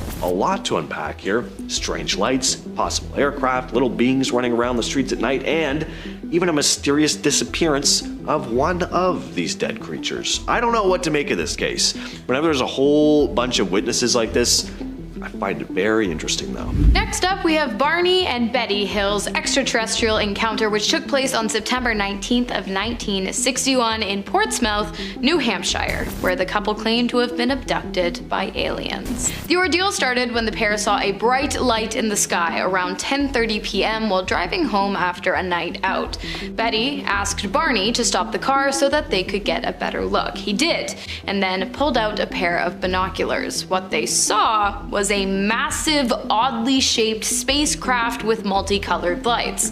They tried to drive away, but the spaceship, which they believed to have been at least 40 feet long, followed them, getting closer and closer until it was hovering directly in front of the pair's car. Barney claims he was able to clearly make out 6 to 8 humanoid figures standing on the ship who instructed Barney and Betty not to move, but rather to just keep looking towards the ship. The next thing the pair remembered, they had driven 35 miles away from their destination with no recollection of doing so. They tried to write down as much as they could about the experience on their way home, but their memories quickly became fragmented. It wasn't until years later, under hypnosis, that the pair separately both recalled being taken onto the ship and then separated from one another and examined by the humanoid alien life forms. In the days after the incident, however, both Betty and Barney's watches stopped working, and Barney noticed tiny circles on the back of his truck, and when he put his compass near them, it went haywire. So, I'm not saying they were telling the truth, but I think they might have been telling the truth. This next story is very outlandish, but it's an entertaining story, and I haven't talked about it before, so here it goes. Back in 2021, Angelina Lynn Johnston held a news conference in front of the Lincoln Memorial in Washington, D.C. Johnston claims to be a former retired defense intelligence officer who had an encounter with various alien species at a secret base in the Mojave Desert. She claimed that in January of 2010, a few years before she ran as a Democrat candidate for South Dakota Senate, she had met up with a couple in South Carolina who ended up taking her to this secret base. She didn't provide details on exactly where the base was in the desert, but said that she would be taking an astronaut along with a few scientists to the base, which had been built into the side of a mountain. She described seeing various alien species, including one that looked a bit like a praying mantis type creature, and that the beings all spoke to her through telepathy. Next up, we have the Exeter incident, which took place in Exeter, New Hampshire in 1965 and actually inspired a best-selling novel, Incident at Exeter: Unidentified Flying Objects Over America Now, by John G. Fuller. Not sponsored. One evening in Exeter, a police officer patrolling Highway Route 101 stopped to check on a woman parked on the side of the road. When he asked her what was wrong, she answered in breathless hysterics. She claimed that a large red flying object with flashing lights had been chasing her. Just a few hours later, the police heard a similar story from another man, a hitchhiker who claimed to have seen 5 bright lights in the sky while walking along Route 150. He told officers that they had been about 100 feet away from where he had stood, and he watched as they hovered over a home before moving over to the airspace above a large field, and then disappearing and reappearing several times. Curious, one of the policemen went with the hitchhiker back to the spot where he claimed to have seen the UFOs, and sure enough, there it was. And another officer arrived shortly after to see the exact same thing. 5 bright lights high up in the sky disappearing into and reappearing from the trees over and over again. And then, over the next few weeks, authorities in Exeter received almost 60 other reports of UFO sightings in the area. So, if you like aliens and UFOs and Exeter was not on your bucket list, you might want to rethink that decision. Finally, we have a case where 3 UFOs hijacked a pilot's plane in midair. This is about as disturbing a close encounter as it gets, as this man just narrowly escaped death. The pilot's name is Carlos de los Santos. In 1975, he'd been flying back to Mexico City. It was just another routine flight until it wasn't. Carlos spotted something on his right wing. It was this silver disc-like object about 13 feet in length. It was just right on top of the wing. Then he saw an identical object on top of his left wing. And as if that wasn't enough, a third object appeared, and this one was heading straight for him. In a panic, Carlos tried to steer his plane away, but the controls weren't responding. Luckily, the object just missed him though. He frantically radioed air traffic control, explaining that he'd lost control and was surrounded by these strange disc objects. And then, to his complete and utter horror, the plane suddenly veered completely off course. It was now ascending higher and higher up into the sky. Carlos had absolutely no control over the plane now. But then, just as suddenly as they appeared, the strange objects flew away. And miraculously, thankfully, Carlos regained control of the aircraft. Starting us off, we have a story about a massive structure that was found in Antarctica by a former Navy SEAL. So in 2018, this individual who had worked at the South Pole shared a pretty outlandish story with journalist Linda Moulton Howe. He chose to remain anonymous because the information he revealed was apparently highly classified. He said that in August of 2003, he and his team were on a top secret mission disguised as this research reconnaissance trip. Now, during the mission, they came across a large, dark structure protruding from the ice. They all looked at each other and said, "What the hell is that?" and decided to check it out. The structure had large square doors that slid back into the walls when pushed, revealing a long hallway inside. The interior was lit with a mysterious green light that didn't really seem to be coming from anywhere. The walls were also covered in strange hieroglyphics which no one recognized. Definitely a pretty out there story, but as we'll discuss more in this video, given that Antarctica is one of the most remote and unpopulated places on Earth, it would be a pretty ideal location for extraterrestrial beings to operate without being detected. Also, would you go into that structure, or would you just stay the hell away? I think I don't know, I might have gone in. Next up, we have the fact that the government is hiding pyramids located in Antarctica, believed to have been built by a secret ancient civilization. In 2016, the discovery of the pyramids was made public. 3 large triangular prisms, one measuring over 1,222 meters, 4,000 feet tall, were found on the continent. That's over 10 times the height of the famous Great Pyramid of Giza located in Egypt, making this discovery kind of a big deal. While the government maintains that the structures are natural and that no records of ancient civilizations in the area exist, the public and us, we know better. The pyramids are too angular to be organic, and so it's highly likely that they are not, but rather were built by an ancient, highly advanced and intelligent civilization that inhabited Antarctica some 100,000 million years ago. Perhaps the Anunnaki? Conspiracy theorists believe that at one point in time Antarctica was the equator of Earth, and so living and building conditions would have been much better. Not only that, but if the government is actively hiding the structures and information about them from Google Earth and other search engines, they must have found something worth hiding. Perhaps some secrets of the universe, the cure for cancer, a renewable energy source. Only time will tell. The Antarctic Impulsive Transient Antenna, or ANITA, experiment is a NASA-funded project using a bunch of antennas attached to a giant balloon that flies over Antarctica. It picks up radio signals from high-energy particles coming from deep space that encounter Earth's atmosphere. Now, some signals skim the Earth's surface before reaching ANITA, while others bounce off the ice. Now, during its flights in 2006 and 2014, ANITA detected some unusual signals that seemed to be coming from beneath the surface, which was strange. The signals should have been coming from out in space. Scientists also used another device called IceCube, a neutrino telescope with detectors buried near the South Pole. And IceCube can detect tiny flashes of light produced by particles when neutrinos pass through the ice. The idea here was that if Anita's signals were from neutrinos, IceCube should also be able to detect them. But after analyzing 8 years of data, no matching signals were found in IceCube. Physicist Justin Vanderbroek from the University of Wisconsin-Madison pointed out that if the Anita signals were astrophysical, they should have been detectable by IceCube, but they weren't. It's a mystery that still hasn't been solved. Some theories suggest that the signals could be from radio waves bouncing through the hidden caverns or lakes in the ice. Some scientists are even thinking these particles might be related to dark matter, which is thought to make up most of the universe's matter but has never been directly detected. But there's an even crazier idea that maybe these particles are coming from a parallel universe, one that is a mirror image of ours, and that's why these signals are coming from below rather than above. Kind of hard to wrap your head around, but point is, scientists are really confused about it, and that's always really cool.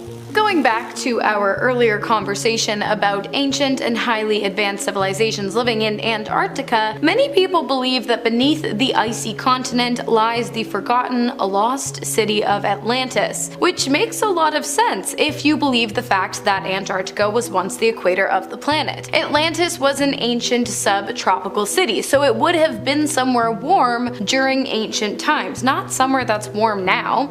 To take things a step further, it is believed by many and recorded in Charles Hapgood's book that the people of Atlantis migrated from Antarctica as temperatures began to cool to the Aztec, Mayan, and Egyptian empires in an effort to preserve their peoples and spread their knowledge. This would also explain the similarities between the empires, their advanced skill sets for their time, their teachings, and their archaeological structures. I'm just saying. Now, I don't think there's anything cooler than the discovery of a brand new species, and in 2021 that's exactly what happened in Antarctica. A team of scientists from New Zealand were drilling in the Larsen ice shelf and actually discovered a never-before-seen ecosystem. They drilled about 1,640 feet into this massive ice sheet in the Antarctic Peninsula using a hot water hose. They sent a camera into the hole where they found this subterranean ice chamber, but soon they noticed their video feed was being obscured, and they weren't sure what was causing the problem at first. They might have thought their equipment was damaged, but pretty soon they realized that zipping through the water were hundreds of little shrimp-like creatures, scientifically known as amphipods. Now, small crustaceans living in the water, it doesn't seem all that exciting at first glance, but this team was very excited about this. They hadn't been expecting to find life thriving this deep below the ice. They'd found a never-before-seen ecosystem down below the Antarctic ice sheet. That's pretty cool. I mean, who knows what else could be living down there? For this next one, guys, I'm gonna have to take a little liberties with my language so I don't breach guidelines. Let's get into it. Next up on the list today, we have the conspiracy theory that Antarctica is actually the hidden entrance to center Earth. In January of 2019, it was reported by NASA that scientists had discovered 2 craters deep beneath the permafrost of Antarctica that were first discovered by the team in 2006 and are believed by scientists to have been created by one of the many asteroids to hit Earth millions of years ago, and that led to the extinction of the dinosaurs. Conspiracy theorists, however, have a different idea as to what the crater might be, and that is the entrance to inner Earth, where a secret base reminiscent of World War II atrocities lies. If you're not seeing what I'm saying, you might want to pick up a history book, and I'm sure it'll hit ya. Beyond the base, it is believed that a tropical sanctuary dedicated to gluttony and profanity exists inside of the Earth, accessible to only the richest and most elite members of global society. Speaking of the whole hollow earth thing though, next we have the reports made by American naval officer Richard E. Byrd after returning from an expedition to the South Pole. Operation High Jump, officially known as the United States Navy Antarctic Developments Program, took place from 1946 to 1947 and was led by Admiral Richard E. Byrd. Now, on the surface, this mission was about establishing a research base and training personnel to work in cold conditions, but could something else have been going on? Operation High Jump was actually a according to this theory, a covert military operation aimed at investigating this underground society beneath the ice. According to this story, he and his team actually flew into this underground entrance to the center of the Earth, where they came across what is often referred to as the Crystal City. Here there were extraterrestrial beings, strange aircraft. It was this entirely different world, and there was lush forests below the ice as well. Now, after having found it, Richard E. Byrd was pressured into keeping quiet about it, and the story didn't surface until years later when his journal was found, where he'd written about his account. Circling back to the craters for a quick second, some people believe that the two craters located in Antarctica are not the entrance to Center Earth or even an incredibly racist military base, but rather the entrances to a secret alien UFO base. You see, rather than an asteroid, UFO conspiracy theorist Scott Warning believes that a UFO caused the crater when it crashed into Earth and became buried in the permafrost, and that now the crater is being used by the government to house other UFOs and evidence of extraterrestrial life and activity. He also claimed to have seen an unedited image of the crater in which he could see the UFO sticking out, but that now all evidence of the spacecraft has since been wiped from the internet. Now, you're gonna have to stretch your suspension of disbelief for this one, if you haven't already done that, but I think this is a fun story. So, Organism 46b is an urban legend centered around a mysterious aquatic creature allegedly discovered by Russian scientists while drilling in Voltok Lake.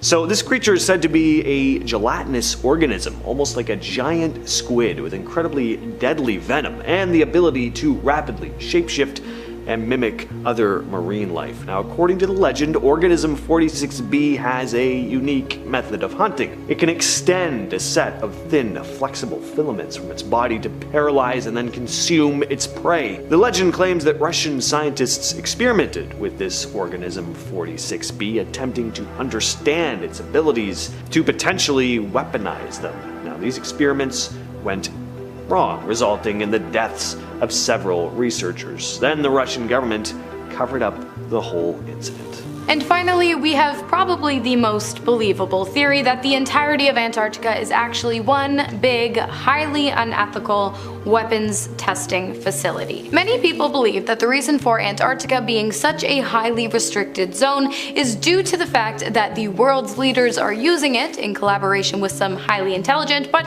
severely unethical scientists, to create unfathomable weapons of mind control and mass destruction. From explosives far more dangerous than the world's largest nukes, to chips that can be implanted into the human brain or slipped into our water supply to cause unwavering devotion to the world's upper class on a global scale. Basically, whatever you can think of that is terrifying, it's there. And if it's not, they're working on it. It's a pretty scary thought, but considering the track record of governments using secret testing facilities to test out secret weapons of mass destruction, it's really not that far out there. Starting off this list in our number 10 spot, we have the New Jersey UFO. This UFO sighting took place in 2001 just above the New Jersey Turnpike. On July 14th, 2001, just after midnight, for around 15 minutes, motorists driving down the highway stopped to stare at the sky to witness what no one could believe.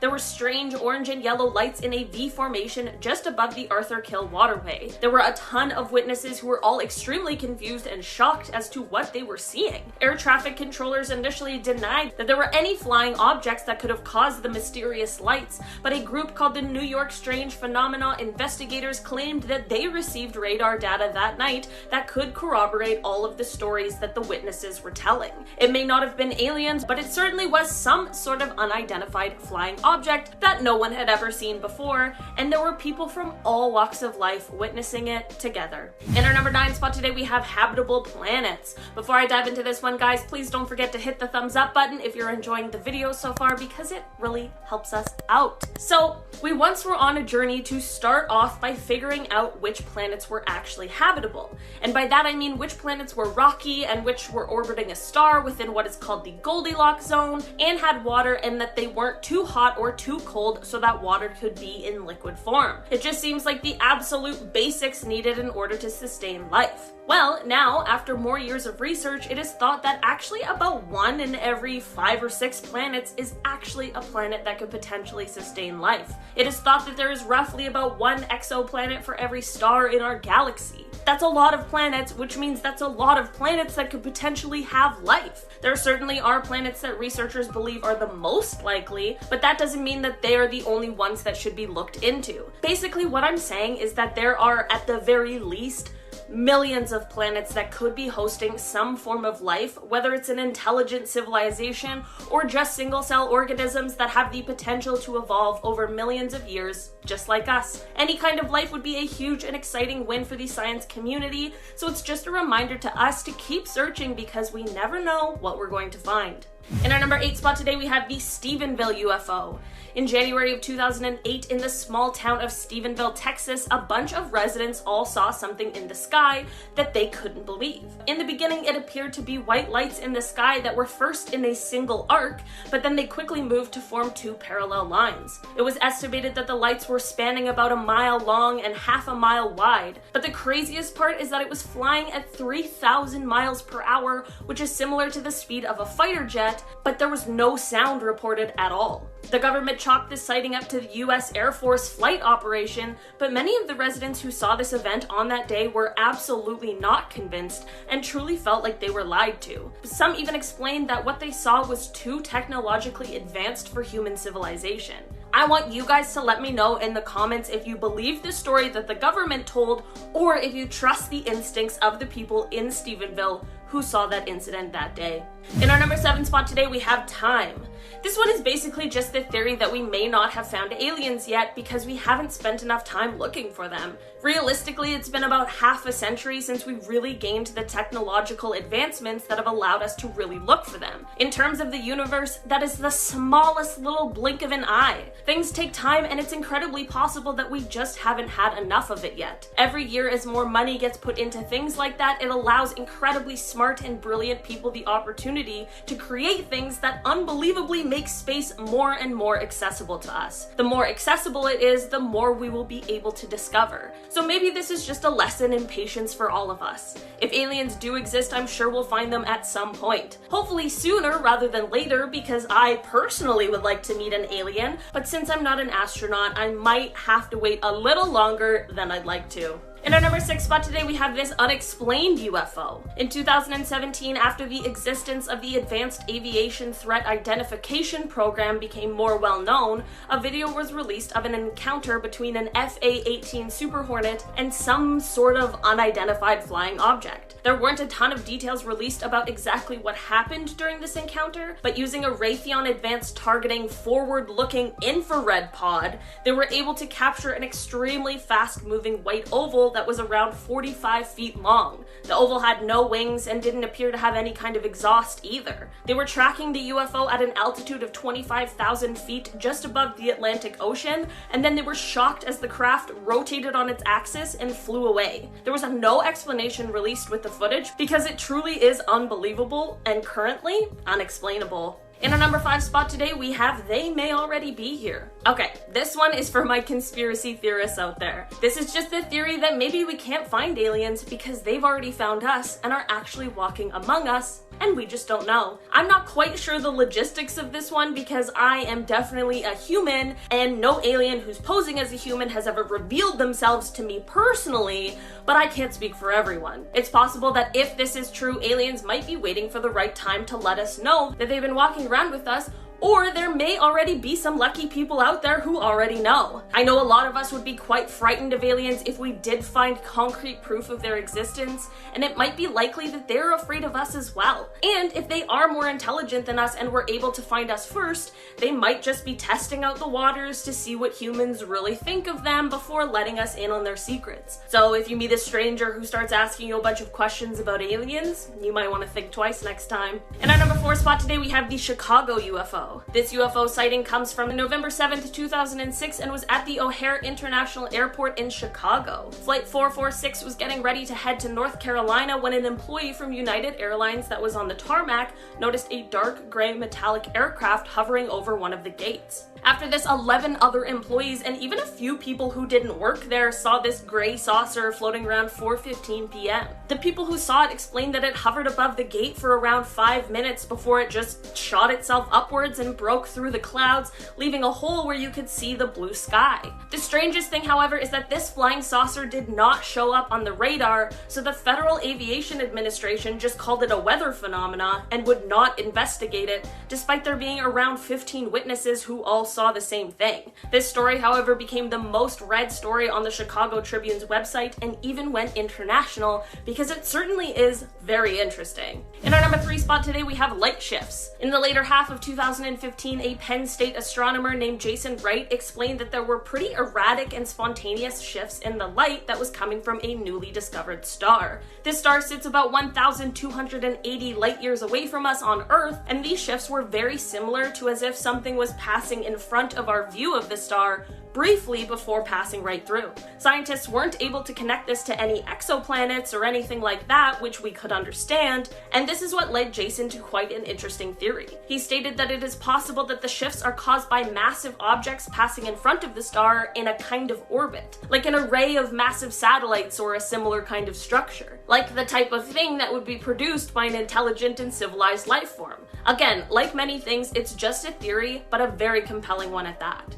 In our number 2 spot today, we have the USS Princeton UFO. This UFO sighting comes from 2004. On November 14th of that year, the USS Princeton noticed an unknown aircraft of some sort that was about 100 miles off of the coast of San Diego. For 2 weeks prior to this, the crew had been tracking a strange flying object, and this one would start out at around 80,000 feet before extremely quickly dropping to hover right above the Pacific Ocean. Black Aces Commander David Fravor and Lieutenant Commander Jim Slate of Strike Fighter Squadron 41 went over in 2 fighter jets in order to kind of scope out the situation, and when they arrived, they saw what at first appeared to be churning water while there was an oval shape just below the surface. After this, a white oval shaped object appeared above the water, but it had no markings on it. Like no windows, nothing that would indicate an engine, no wings, and the infrared monitors on the jets didn't pick up any sort of exhaust. The commander and lieutenant commander tried to intercept this strange aircraft, but it very quickly flew away and reappeared on the monitor 60 miles away.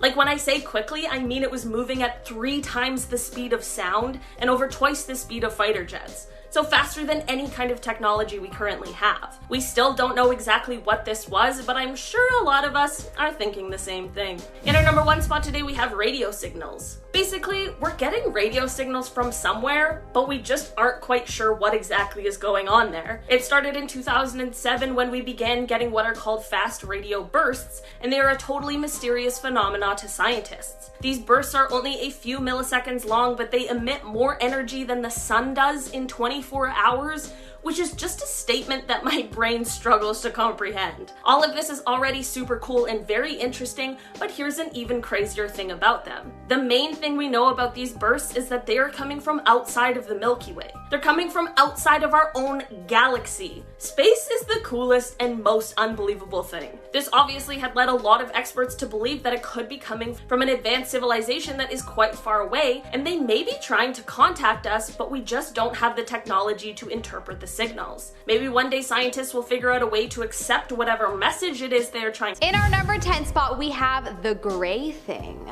This is a story told by an anonymous online user that claims to be an astronaut who once saw an alien in an underground US base. Take it with a grain of salt, but I wanted to include it because the story was super interesting to read. He claimed to have been traveling through a US base that he didn't want to name as there is only a number of people allowed in, and he doesn't want to be tracked. Anyways, at this base, he saw a gray person that was quite definitely not from this planet. Also, when out in space, he had seen a fleet of aircraft that he knew were UFOs, but he didn't think we had any contact with them yet. It wasn't until that moment that he realized that not only do we have contact with them, the aliens are actually already living among us. Interesting. Well, there are so many quote-unquote whistleblowers that have mentioned gray people, so this story could be true.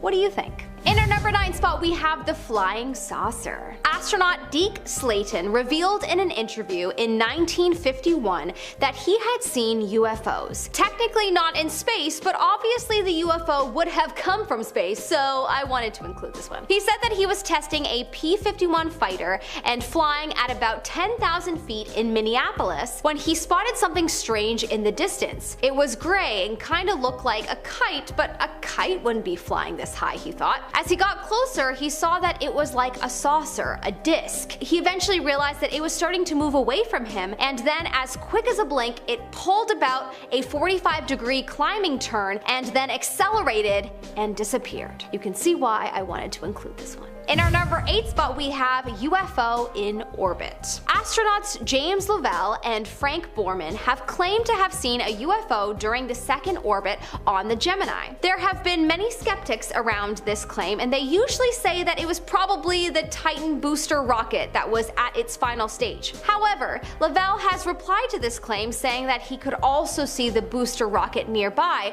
when he saw the UFO. The exchange initially reported went as follows. Lovell: bogey at 10 o'clock high.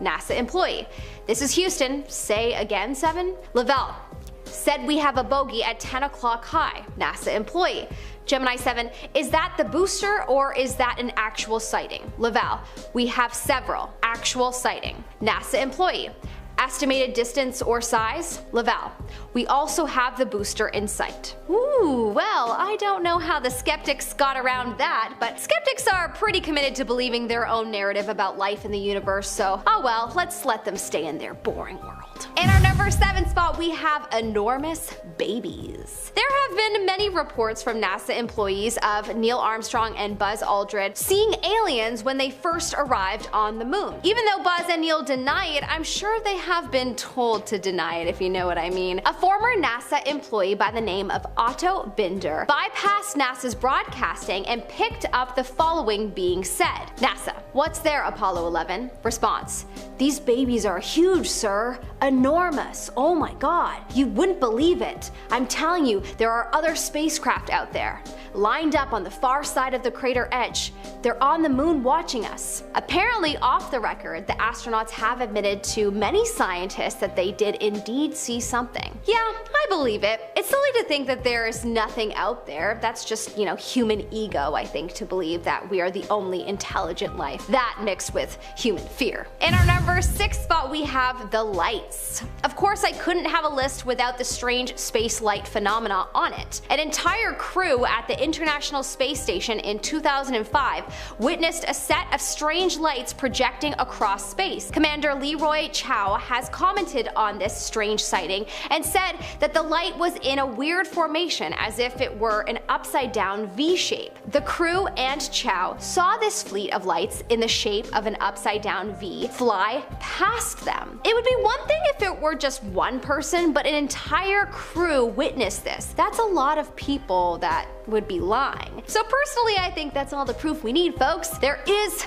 other intelligent life out there, and they may be close by. Perhaps they're already here and running our government. You decide. In our number 5 spot, we have alien interaction. This one needed to be included on the list because it's really just suspicious. Very sus. Apparently, Scott Kelly, a well-known astronaut and most notably known for spending a very, very long time on the International Space Station, the longest an astronaut has ever spent there, actually. But anyways, Scott has been known to make quite a few jokes about the things he's seen out there, and we have to wonder, are they really jokes, or was he told not to speak his truth? He was quoted as once saying that aliens have it easier in space than we do. First off, someone's gotta teach this man what a joke is, cause it's missing a punchline. And second, what does that mean? What makes you say something like that? There must be some weird truth behind it. Anyways, I'm convinced that he's seen aliens. What about you? Let me know in the comment section below. below. In our number 4 spot, we have a fleet of UFOs. Allegedly, astronaut Gordon Cooper is another one who has reported seeing UFOs in space. If you haven't heard of Gordon Cooper before, then you should know that he flew both the Mercury 9 and the Gemini 5, so he's really had quite a lot of time in outer space. Apparently, he is now coming out and saying that around the time he flew for the Air Force, he saw a fleet of UFOs. Apparently, not more than 10 years later, he came across a similar scene. Allegedly, in 1963, one of them flew towards him, and to back up his statement, he has proof because it was picked up by the radar. Whoa. Also, what would be his reasoning for making this up? To gain fame? Nah. Well, I mean, it's possible, but he would have already gained some clout just by being an astronaut in space, so I feel like that's probably not likely, but anyways, I believe him. He's gone on to say that, quote, "I believe that these extraterrestrial vehicles and their crews are visiting this planet and other planets. Most astronauts were reluctant to discuss UFOs. I did have occasion in 1951 to have 2 days of observation of many flights of them, of different sizes, flying in fighter formation generally from east to west over Europe." Fascinating. In our number 3 spot, we have the cylindrical object. Allegedly in 1991, a cosmonaut by the name of Musa Menarov caught a cylindrical object on film that he believed to be a UFO. The object was shiny, and in the film it swivels and flies across space. Originally, Musa thought it was something off the ship, but then after further investigation, nothing was missing from the ship. So after further reflection on seeing it and, looking back at the footage, he's convinced it was some kind of UFO ship or UFO device. What's with all the UFO objects that are so shiny? Do you think this is a UFO? Or perhaps is it something from another planet? Let us know in the comment section below. Coming up in our number 2 spot, we have the mystery hut. The ending to this made me lol so hard that I had to include it. A mystery hut was discovered by China's astronauts and people operating their U-2 moon rover. This rover was making its way through the northwestern part of the moon when it was discovered. On the camera, a cube-shaped mystery hut was captured. This was only in November of 2021. It created a spectacle. Had moon people finally been discovered? Everyone was asking themselves. By January 2022, the rover was much closer, and what did it find? Oh, just a small piece of space rock on a crater rim. The drama. Ooh, look, a mystery hut. Probably the moon men reside there. 1 month later. Alas, it is a rock. Humans are funny. In our number 1 spot, we have UFO footage. Recently in 2020, Russian cosmonaut Ivan Wagner made a time-lapse video while orbiting space, and he claimed to have found something. Space guests, he called them. In his video, you see the curved edge of the Earth at night with a green swirl of the aura moving across the surface and several falling stars. It's such a cool video to see. Then, about 9 seconds in, you see a fleet of 5 possible UFOs. He said that because it's in a time-lapse format, you can't measure how long they were there, but in real life, it was for about 50 seconds in real life time. This video is so crazy. Honestly, even if it's not alien fleets, to see such a beautiful sight with the falling stars is just unreal. It must be incredible to be an astronaut.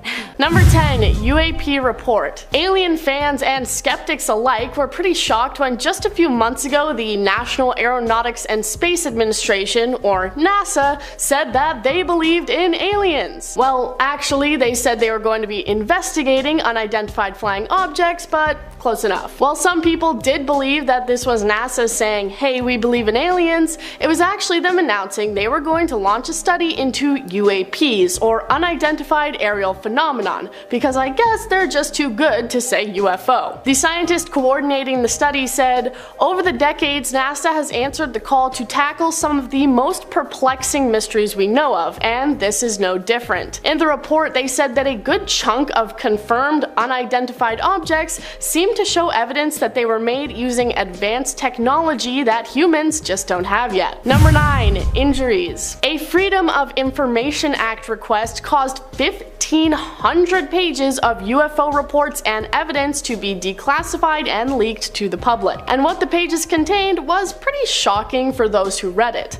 A percentage of the pages included information of how people who reported seeing UFOs and aliens had been legitimately physically affected, real physical evidence that something unexplained had happened to them. Some of the reports included things like burns, which could have been caused by the jets of a UFO or potential face-to-face alien interference. Bafflingly, they also confirmed that women who had come into contact with aliens shortly fell mysteriously pregnant after the event, with no explanation as to why they were suddenly with child. Yes, we all know by now how mommy and daddy make babies, but that apparently wasn't a factor in these cases. Alien babies potentially on the way. Number 8. FLIR. Alongside these 1,500 documents, 3 separate videos were released that appeared to show UFOs being spotted by the United States military, so let's take a look. The first is titled FLIR and was originally filmed back in 2004 when the USS Nimitz was flying off the coast of Southern California. There had apparently already been an unidentified aircraft in the area for up to a week before the video was filmed.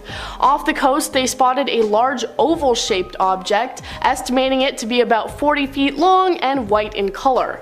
4 people on the craft saw the object for a running total of about 5 minutes, although the video is only just over a minute.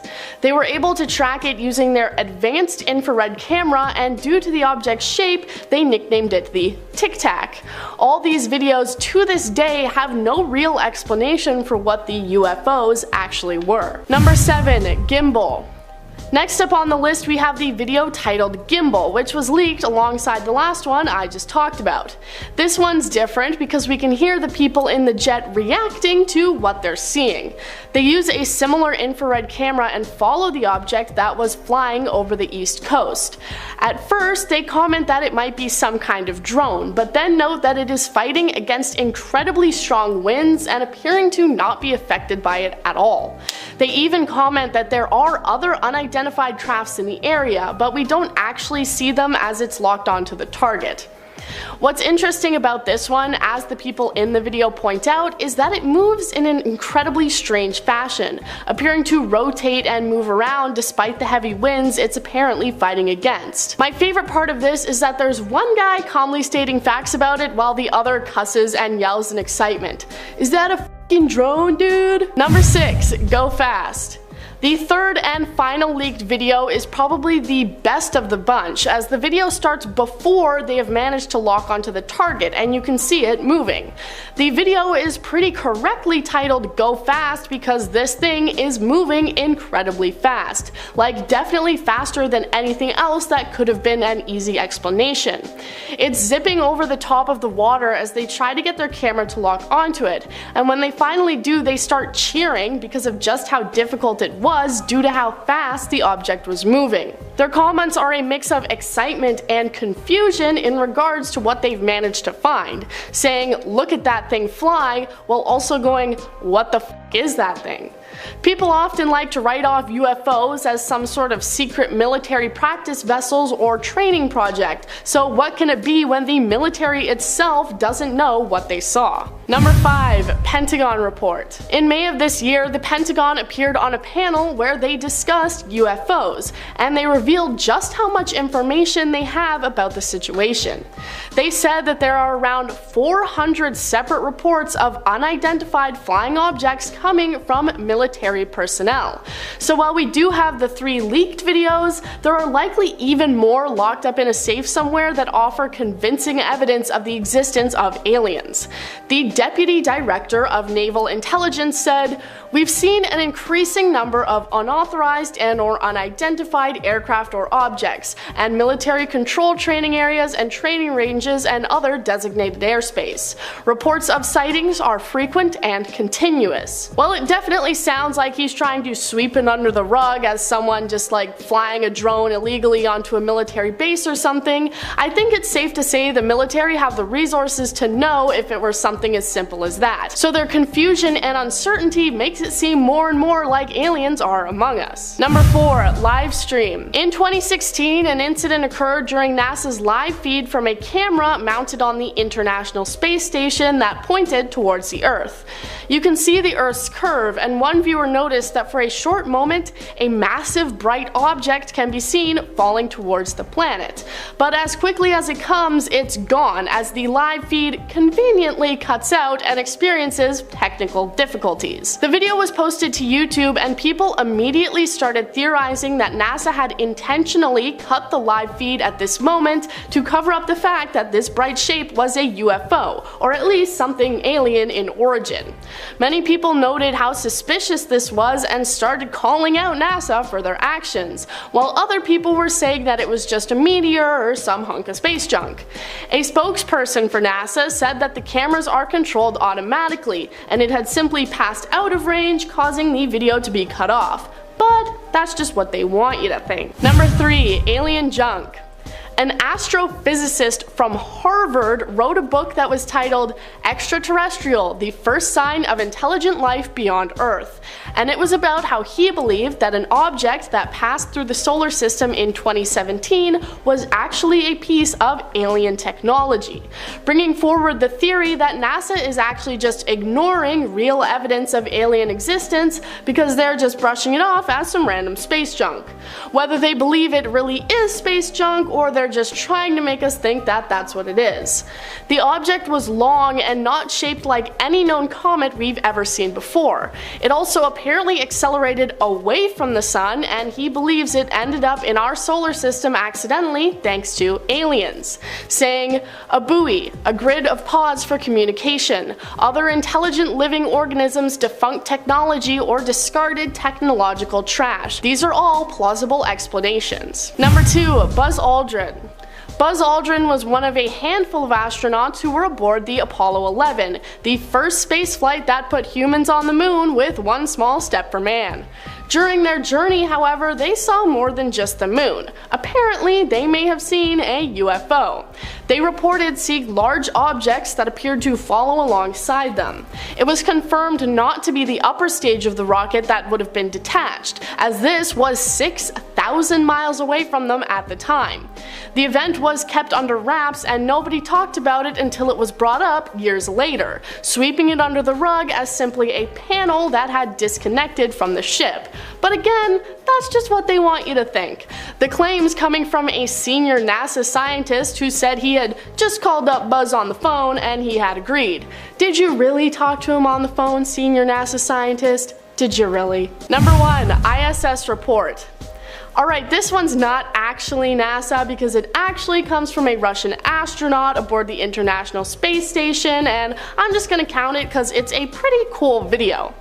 He was on board the ISS using his camera to record the southern lights, which are the same as the northern lights but in the south.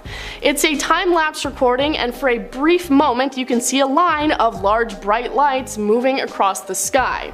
In the tweet the astronaut posted, he referred to them as space guests, saying that while it was only a few seconds in the time-lapse, it was actually around 52 seconds in real time. Some people suggest that it may have been some kind of meteor or satellite, but I'm actually a licensed professional and I say that it was a. Number 10. Triangle object. The Defense Department has confirmed that leaked photos and videos of an unidentified aerial phenomenon taken in 2019 are indeed legitimate images of unexplained objects. Photos and videos of triangle-shaped objects blinking and moving through the clouds were taken by Navy personnel, Pentagon spokeswoman Sue Go said in a statement to CNN. She also confirmed that photos of 3 unidentified flying objects, one spear-shaped, another acorn-shaped, and one characterized as a metallic blimp, were also taken by Navy personnel. As we have said before, to maintain operation security and to avoid disclosing information that may be useful to potential adversaries, DoD does not discuss publicly the details of either the observations or the examinations of reported incursions into our training ranges or designated airspace, including those incursions initially designed as UAP, she said. She also said that the Identified Aerial Phenomena Task Force, created to investigate investigate UFO sightings observed by the military has included these incidents in their ongoing examinations. Number 9. Drone footage. On April 19, 2023, the Pentagon released another video featuring MQ-9 drone footage from the Middle East depicting a UAP. In the footage dated July 12, 2022, which the US Defense Department shared online, the US military's MQ-9 Reaper drone somewhere in the Middle East, exactly where wasn't disclosed, can be seen monitoring a strange metallic silver orb-like object flying around below it at some seemingly high speeds while the drone's camera tries to follow it. This footage is significant because while there have been previously declassified US military footage of UFOs, those were all taken by pilots in manned aircrafts. This one, however, was taken by a drone. However, this isn't the only time this particular UFO has been seen. Apparently, there has been many other sightings of a strange metallic orb in the Middle East. Sean M. Kirkpatrick, director of the Pentagon's All-Domain Anomaly Resolution Office, told a Senate Armed Services subcommittee that it resembled a small metallic orb. He added there isn't an explanation for, but the reason for is due to lack of available data. It is going to be virtually impossible to fully identify that just based on that video, he said, according to ABC News. Number 8.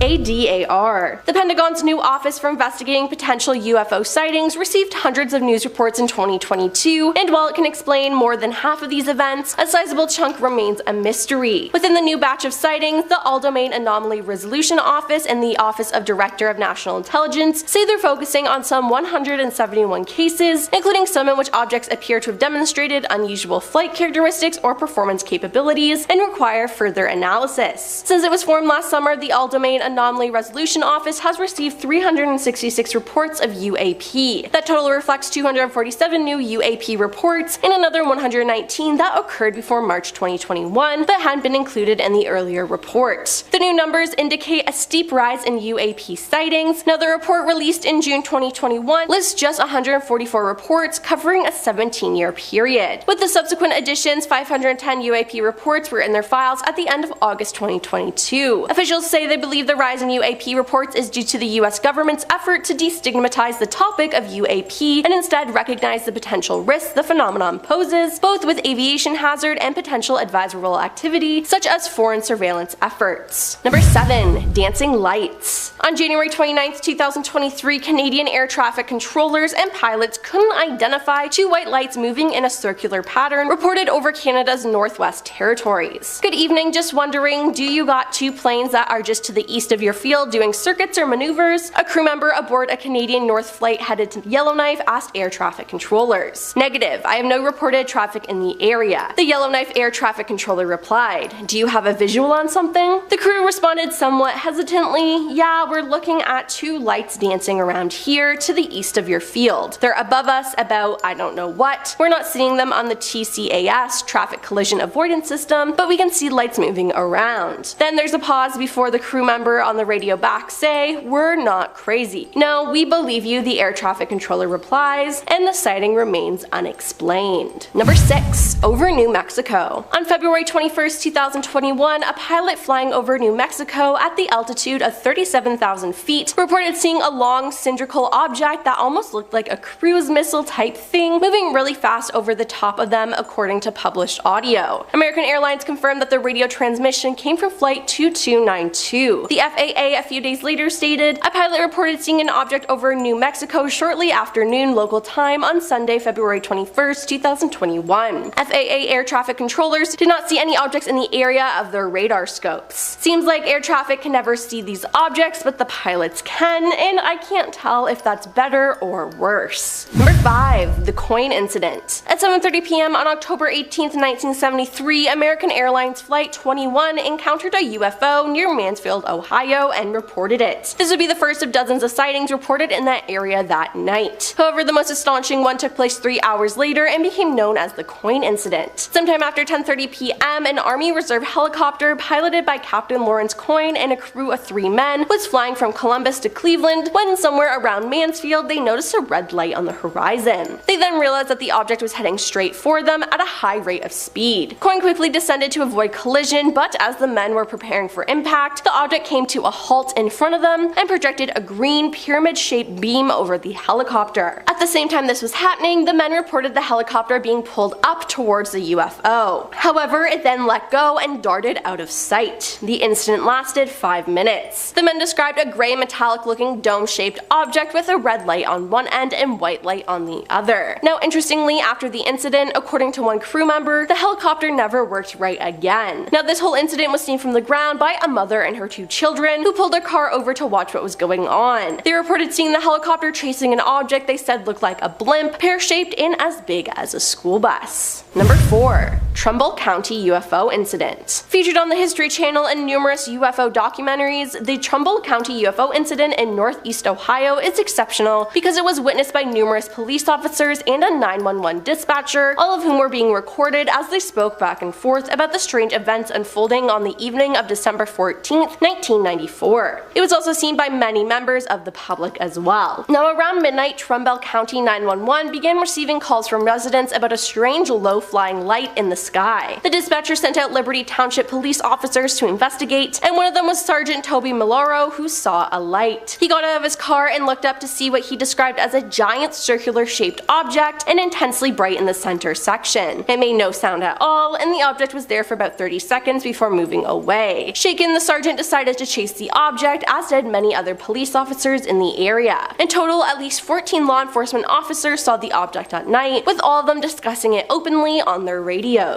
Number 3. Navy pilots. Recently, 2 former Navy pilots were interviewed by 60 Minutes on CBS News about a UFO sighting over the Pacific Ocean in 2004. Commander Dave Fravor and Lieutenant Commander Alex Dietrich spotted the unidentified object during a training exercise but were unable to classify it. Dave described it as a little white tic-tac looking object, adding that it lacked conventional exhaust plumes and had no wings or visible markings. It also moved erratically, the pilot said. In an interview with NBC News, Dave described the 2004 encounter, calling the object the strangest, most obscure thing I've ever seen flying. As soon as we look down, we see the white water, and then we see this white tic-tac. It's pointing north-south, and it's just going forward, back, left, right, he said, adding that it was bouncing around like a ping pong ball. Dave said he approached the mysterious object to take a closer look, and it began mirroring his movements. Then when the pilot got within half a mile of the UFO, it suddenly vanished. My question is, what was he going to do if he got closer? This whole story is just crazy. Number 2. Multiple objects in the sky. Ryan Graves, a former Navy pilot who testified that he witnessed UAP with his own eyes, has called on President Joe Biden to investigate the mysterious object spotted in American airspace. Ryan, a former fighter pilot, explained that after 2014, when upgrades were made to our radar system, our squadron made a startling discovery. There were unknown objects in our airspace, and these were not mere balloons like the Chinese spy balloon that dominated the country's attention in February. These were no mere balloons, they could hold their position, appearing motionless, despite Category 4 hurricane force winds of 120 knots. They did not have any visible means of lift or control surfaces, in other words, nothing that resembled normal aircraft with wings, flaps, or engines. These are not isolated incidents, Ryan said. We have a real UFO problem, and it's not balloons. The point is that we don't have a clear understanding of what's above our heads as we thought we did. There are uncertainties up there that we have to deal with. If we don't do it, our adversaries are going to take advantage of that uncertainty, that weakness, to spy on us with various means, as we've seen. It's pretty clear. If there are things over our head and we're not sure what they are, well, we need to figure it out. If they're adversarial, it's a national security issue, we have mechanisms for that. If it's not a national security issue, then it's not an adversarial platform, then it's a matter for scientific inquiry. Now, I'm not gonna lie, this scares me a little bit. And coming out number 1 is leaked video. A leaked Navy video captured in July 2019 showed a sphere-shaped unidentified object flying over water near San Diego. The footage obtained by a documentary filmmaker and shared with NBC News appeared to show a mysterious object flying for a few minutes before disappearing into the water. The video was captured by a Navy aircraft and recorded in the USS Amistad Combat Information Center, according to the filmmaker Jeremy Corbell. The clip appears to show a spherical object flying above the water for a few minutes near San Diego before it vanishes. It splashed, military personnel can be heard saying in the video. The Defense Department confirmed that the clip was recorded by Navy personnel and said it will be reviewed by the Pentagon's Unidentified Aerial Phenomenon Task Force, a panel established last year to gain insight into the nature and origins of such objects. Starting off in our number 10 spot, we have exoplanets. One of the first things spoken about in the 12-minute long anonymous video is that around 25 years ago, we didn't know that planets existed outside of our solar system. While that seems hard to believe, that is actually basically true, keeping in mind that this video was released in 2006. 2017. The first exoplanets, which are what planets outside of our solar system are called, were discovered in 1992, which is super recently. The video then goes on to explain that today we have found over 3,400 exoplanets that orbit other suns. This may seem redundant or unimportant, but this is a really important part of our search for alien life. With the vastness of space, there are so many places that need to be searched, so we have to find some place to start, and these planets are the perfect place. It is entirely possible that alien life may thrive off of entirely different things than life as we know it. The things we need to survive might be detrimental to alien life, but how are we supposed to know that when we don't know any aliens? This is why we started our search by looking for places with conditions similar to Earth, which we now call habitable planets. Part of a habitable planet's requirements is that they are orbiting a star, but that they aren't too close or too far from it like we are with the sun. So what the video is trying to get across is that while 25 years ago we didn't know any, we now know of thousands of planets that might be holding some kind of alien life. While we haven't found the proof yet, we at least have a pretty stellar starting point. In our number 9 spot today we have Dr. Brian O'Leary. One thing Anonymous mentioned in the video was an apparent quote from Dr. Brian O'Leary, who's a former NASA astronaut and Princeton physics professor. The video stated that he said that there is abundant evidence that we are being contacted, that civilizations have been monitoring us for a very long time, and that their appearance is bizarre from any type of traditional materialistic Western point of view, and that these visitors use the technologies of consciousness, they use droids, they use co-rotating magnetic disks for their propulsion systems, which seems to be a common denominator of the UFO phenomenon. I obviously have no idea how I could possibly substantiate these claims, but they certainly are interesting regardless of what you personally believe. This could of course just be nonsense in order to stir up the masses, but it could also be someone who's finally telling us the truth, but we're all just too skeptical at this point to believe it. Let me know down below in the comments what you think of what Dr. O'Leary said. Do you think it's a hunk of baloney, or do you think that he just might be telling the truth? In our number 8 spot today we have the FBI documents. Around the halfway mark, the person in the anonymous video begins to discuss some sort of FBI documents that are apparently unclassified just sitting there on the website. The video claims that the documents suggest that we've not only been visited by aliens from space, but also beings from other dimensions. The video does explain that the document didn't originate from within the FBI, but rather from a university department head, but that the FBI treated the document with the utmost importance, which is certainly interesting. It's also very important to note, however, that this document was sent in 1947. I'm not sure if that makes the claims more or less likely or credible, but the timing of it definitely seems important,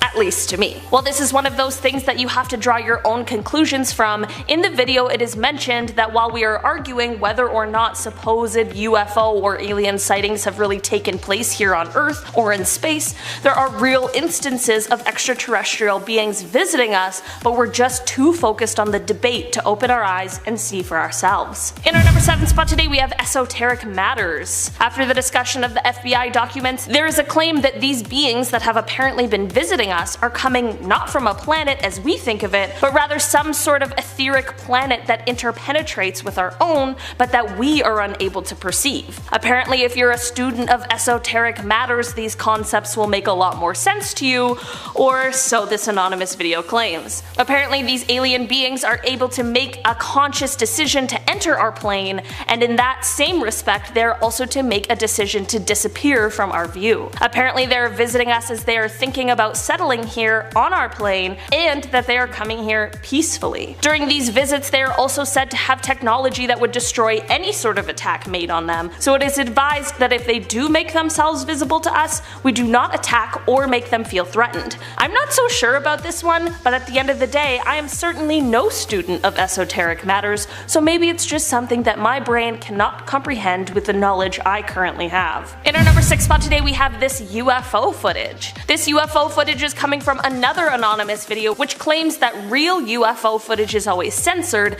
and that this video has been previously censored, but they were here to expose the truth. It is unclear where this UFO video was taken, and at the end of the day, I'm no expert in debunking these things, so it's tough to say whether or not it's real, but let's all just take a look and you can judge for yourselves.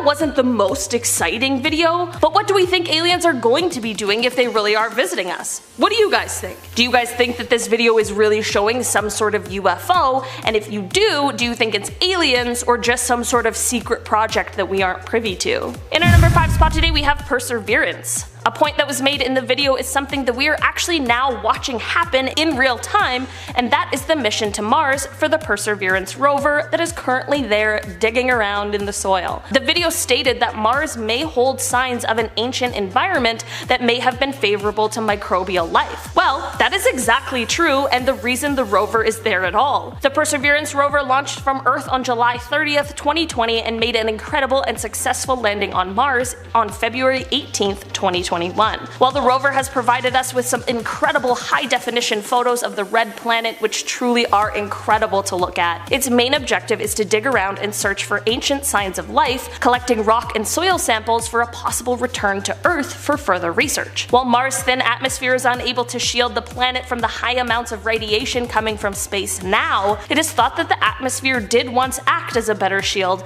and that the environment of Mars may have once been a great host for life, which is exactly why this mission is so important. While when the anonymous video was first released, we were still a ways away from the Perseverance mission taking place, it's really cool to see how it has come to fruition, and it's exciting to see the new photos and discoveries that are made each day. In our number 4 spot today we have UFO footage part 2. We have to include just one more video of what is claimed to be proof of aliens visiting us on Earth before we get back into the more sciencey top 3 points. This is another video that was uploaded by a member of Anonymous, and it comes from 2017. The video features a dark sky, but it shows what looks like some sort of aircraft with a few flashing lights, and it seems like it is able to basically just hover there. Not long after the video starts, another mysterious UFO seemingly joins the first one, and the two are just seen floating there.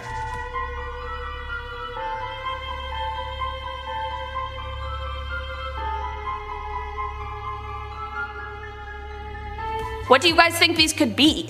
I obviously don't know what an alien aircraft would look like, so it's tough to say if this is a realistic example or not. All I know is that if this isn't someone playing a trick and they really saw this in the sky, I have no other possible explanations of what it could be. In our number 3 spot today we have TRAPPIST-1. Before I dive into this one guys, please don't forget to hit the thumbs up button if you're enjoying the video so far. One of the things Anonymous mentioned in the video was a nearby star called TRAPPIST-1. The video didn't go into too much detail about this, but I'm here to do that now so we can all know what they were talking about. While TRAPPIST-1 is a star, the revelation that the video spoke about was that this star has an entire solar system of Earth-like planets. This discovery first came in 2017, and upon further research, in 2018 it was revealed that some of the planets just may harbor even more water than Earth does. Some of the planets are a little too close to the star, so the water is more atmospheric water vapor. The ones in the middle have liquid water, like us, and the furthest ones have ice. TRAPPIST-1 is now the most thoroughly known planetary system apart from ours, which is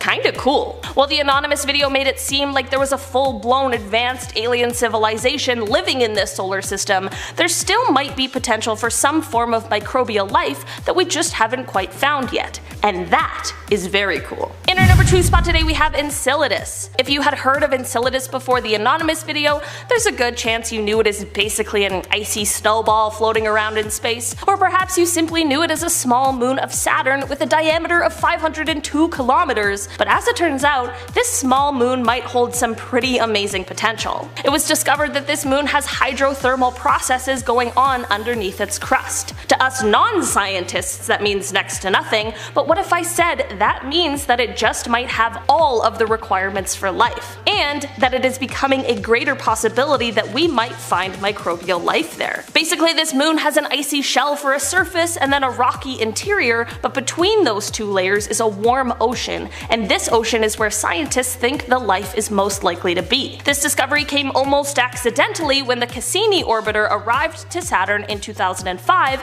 and it found water plumes shooting out of the cracks in the surface of the moon, which made scientists realize that it just may be geologically active. active. Through more research and by flying the orbiter through the water, by the time 2015 rolled around, scientists knew that it was holding all of the keys to life. While this little moon was never the original focus of research, it quickly took over with its incredibly exciting potential. In our number 1 spot today, we have Europa. We've got another moon to talk about that was mentioned in the video that also just might be holding the keys to us finding alien life, but this time we're taking it over to Jupiter and its icy moon Europa. Europa has been a point of interest for a while after NASA's Galileo Jupiter probe in the 1990s revealed an unusually warm spot in Europa's cold surface. In March of 2014, the Hubble telescope detected what scientists thought might be a plume of water vapor, but the caution turned to cautious excitement and optimism in February of 2016 when the telescope caught another, much larger plume in the same spot. This has led to the creation of the Europa Clipper mission. While this mission doesn't yet have a set date, it will see an orbiter flying to Europa to fly through these plumes in an attempt to see what they are made out of, similar to the one we just talked about, to see if it really is holding the key to life, or maybe even life itself. One of the scientists on the Clipper mission, Robert Pappalardo, explained that if there is life on Europa, it almost certainly was completely independent from the origin of life on Earth. That would mean the origin of life must be pretty easy throughout the galaxy and beyond. Alright guys, that has been our list for today. Thank you so much for checking it out. I've been your host today, Olivia Kozlowski, and I'll see you next time. Bye! It's about creepy discoveries that scientists have made that made them super unsettled. Click the video now to find out more and look into these creepy cases yourself. See you guys in that next video.